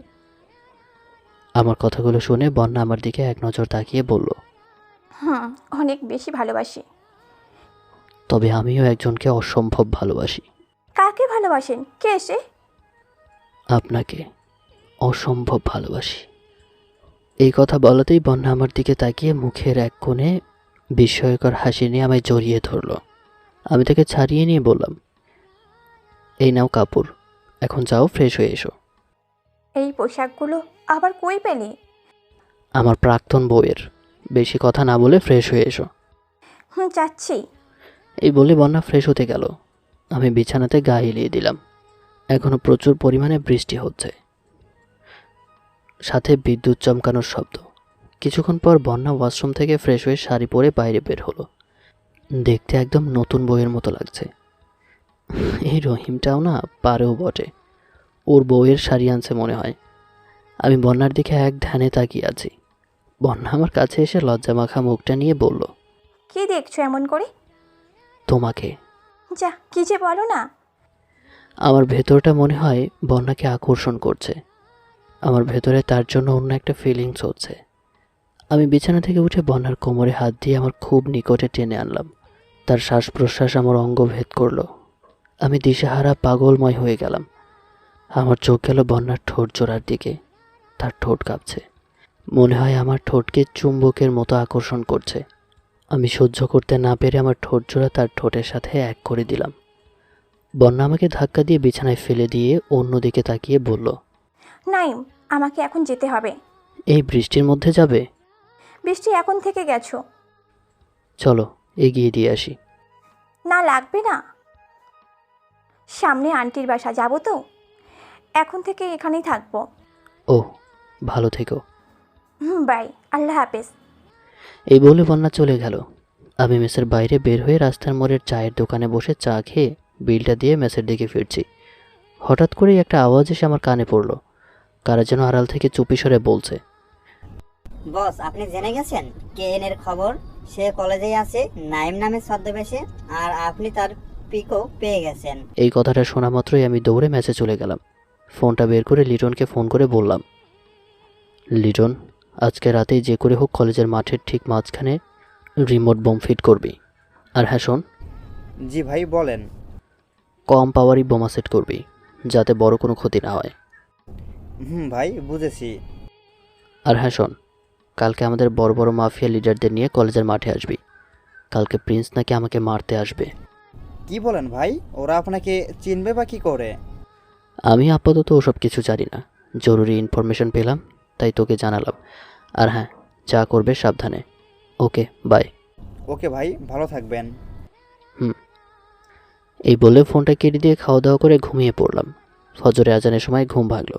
ঘুম থেকে উঠে নামাজ পড়ে আমার ড্রয়ার থেকে ভালো 2টা বন্দুক বের করে পকেটে গুজে নিলাম, সাথে 2টা হাত ছুরি সহ। তারপর বাইরে বের হয়ে কিছুক্ষণ ঘোরাঘুরি করে ফ্রেশ হয়ে খাওয়া দাওয়া করে কলেজে গেলাম। গেটের সামনে বন্যার সাথে দেখা। বন্যা আর আমি গেট দিয়ে কলেজে প্রবেশ করে মাঠ দিয়েই হাঁটছি। তখনই তাসনি আমার সামনে এসে মজা করে বলল, কেমন আছো মিস্টার কামলা ওরফে নাইন ভাই? আমি ছোট করে মিষ্টি একটা হাসি দিয়ে বললাম, আলহামদুলিল্লাহ ভালো আছি, আপনি কেমন আছেন? আমিও ভালো আছি। আর বোনা, তুমি নাইমের সাথে? কেন আপু, থাকতে পারি না বুঝি? আর হ্যাঁ, ওর সাথে আমি রিলেশনে আছি। তাই নাকি? কবে থেকে এসব চলছে? বেশি দিন না, কয়েকদিন থেকে। বোনা, আমাকে কিন্তু ট্রিট দিতে হবে, সাথে নাইম ভাই তোমাকেও কিন্তু। হবে, সব কিছুই হবে। এখন ক্লাসে চলো। আমরা ক্লাসের দিকে যাচ্ছি, তখনই পেছন থেকে কেজন আমার কলার ধরে কলেজের মাঠের মাঝখানে নিয়ে গেল। এরপরই কলেজের ভেতর 20 থেকে 30টা গাড়ি প্রবেশ করলো। আমি পিছনে তাকিয়ে দেখি প্রিন্সের ছেলে বাদশা। সে আমাকে বলতে লাগলো, কি রে KN, অবাক হলি নাকি? তুই কি ভাবছিস তোকে আমরা চিনব না? তুই আমার চাচাকে মেরেছিস, আজকে তোকে আমি মেরে। ইতিমধ্যে বন্যা, তাসনিয়া, মামুন সহ কলেজের সকল ছাত্রছাত্রী শিক্ষকরা কলেজের মাঠে উপস্থিত।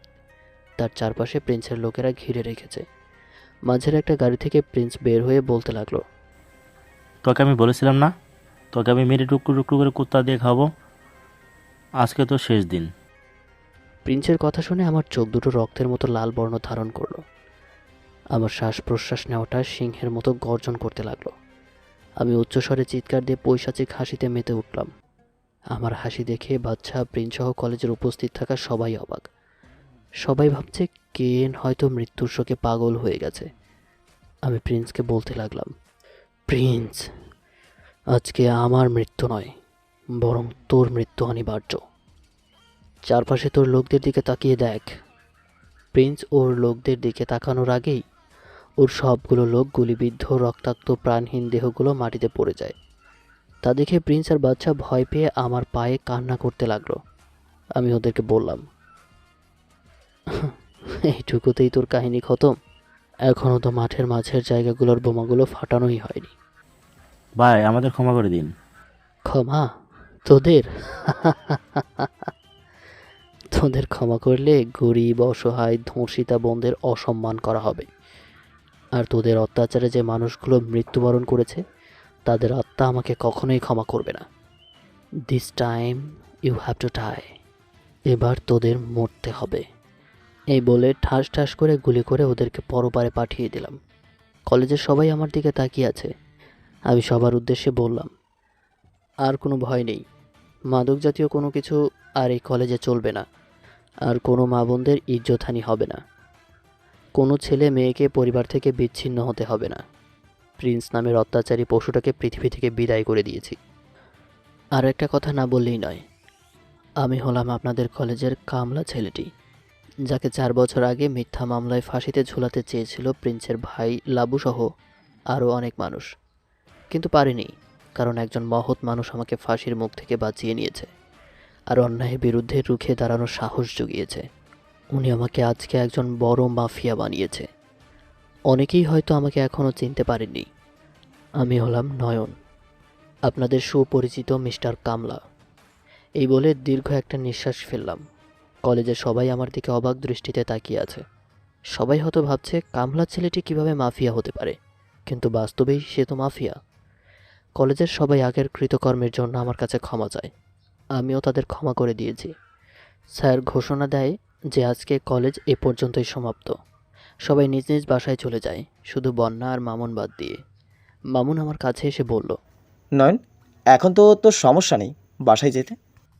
না নেই, তবে তোর বাসায় যাব না, তোর পাশের ফ্ল্যাটে যাব, কারণ ওই ফ্ল্যাটটা আমি কিনে নিয়েছি। ভালোই হবে, এখন চল বাসায় যাবি। দাঁড়া, তোর ভাবিকে নিয়ে যাব না? কে কার ভাবি? এই যে দাঁড়িয়ে আছে বন্যা চৌধুরী, ইনি তোর হবু ভাবি। বন্যা লজ্জায় মাথা নিচু করে দাঁড়িয়ে আছে। ও, সে কথা আগে বলবি না তো ভাবি। আপনার বাসার ঠিকানা দেন, এখন তো আমাদের বাসায় নিয়ে যেতে পারি না, যখন ভাবি হবেন তখন যেন। বন্যা আমাদের ঠিকানাটা দিয়ে চলে গেল। আমিও মামুনের বাসায় গিয়ে মাকে নিয়ে 2 দিন পর নতুন ফ্ল্যাটে গেলাম। আমার বোন নীলাকে আনিনি, কারণ মামুনের সাথে তো ওর বিয়ে হয়ে গেছে। 1 সপ্তাহ পর বন্যার সাথে পারিবারিকভাবে আমার বিয়েটা হয়ে গেছে। আজকে আমার বাসর রাত। আমি ছাদে উঠে ছাদের এক কোণায় দাঁড়িয়ে আছি। তখনই মামুন আমার কাছে এসে বলতে লাগলো, কী রে, বাসর ঘরে বউকে রেখে ছাদে কি করিস? যা বাসর ঘরে যা। আচ্ছা মামুন, তোর আগের জিএফ কী কারণে তোকে ছেড়ে গেছে? আরে সালা, তোর বোনই তো আমার আগের জিএফ। তুই আমার কাছে এত বড় সত্যটা লুকিয়েছিলি? এখন এইসব বাদ দে, বাসর ঘরে যা, হয়তো তোর বউ রাগ করে বসে আছে। যাচ্ছি। আমি যেতে লাগলাম। মামুন আবার পেছন থেকে বলল, বিড়ালটা ভালোভাবে মারিস কিন্তু। ধুর শালা। এই বলে বাসুর ঘরের সামনে গিয়ে একটা কাশি দিয়ে ভেতরে প্রবেশ করতেই বউ আমার লম্বা ঘুমটা মাথায় দিয়ে বিছানা থেকে নেমে আমার পায়ে সালাম করতে লাগলো। আমি বললাম, আরে এ কি করছো? যাও অজু করে এসো, নামাজ পড়ব। বন্যা অজু করে আসলে আমরা নামাজ পড়তে লাগলাম। 1 রাকাত নামাজ পড়ার পর হঠাৎই বন্যা নামাজ বাদ দিয়ে তার শাড়ির আঁচল থেকে একটা বন্দুক বের করে আমার বুকে গুলি করে বুকটা ঝাঁঝরা করে দিল। আমি ধপাস করে মাটিতে পড়ে বন্যার দিকে অবাক দৃষ্টিতে তাকিয়ে রইলাম। কেন বন্যা এমন করলে? তুমি না আমাকে ভালোবাসো? এই প্রশ্নটা বন্যাকে ছুড়ে দেওয়ার আগেই চোখ দুটো আস্তে আস্তে করে বন্ধ হয়ে যেতে লাগলো। একসময় চোখ দুটো বন্ধ হয়ে গেল। হ্যালো বন্ধুরা, এই গল্পটার সিজন 2 আসবে খুব শীঘ্রই। 2টা পয়েন্ট নিয়ে সিজন 2 লেখা হবে। সিজন 2 গল্পের নাম হবে প্রতিশোধী রকস্টার। পয়েন্ট 2টি, কেন বন্যা নয়নকে মেরে ফেলল? বন্যার থেকে প্রতিশোধ। গল্পটি যদি ভালো লেগে থাকে তাহলে অবশ্যই একটি লাইক এবং শেয়ার করে দেবেন। গল্পটি কেমন হয়েছে এবং আপনাদের কীরকম গল্প পছন্দ কমেন্ট করে জানিয়ে দেবেন। ধন্যবাদ।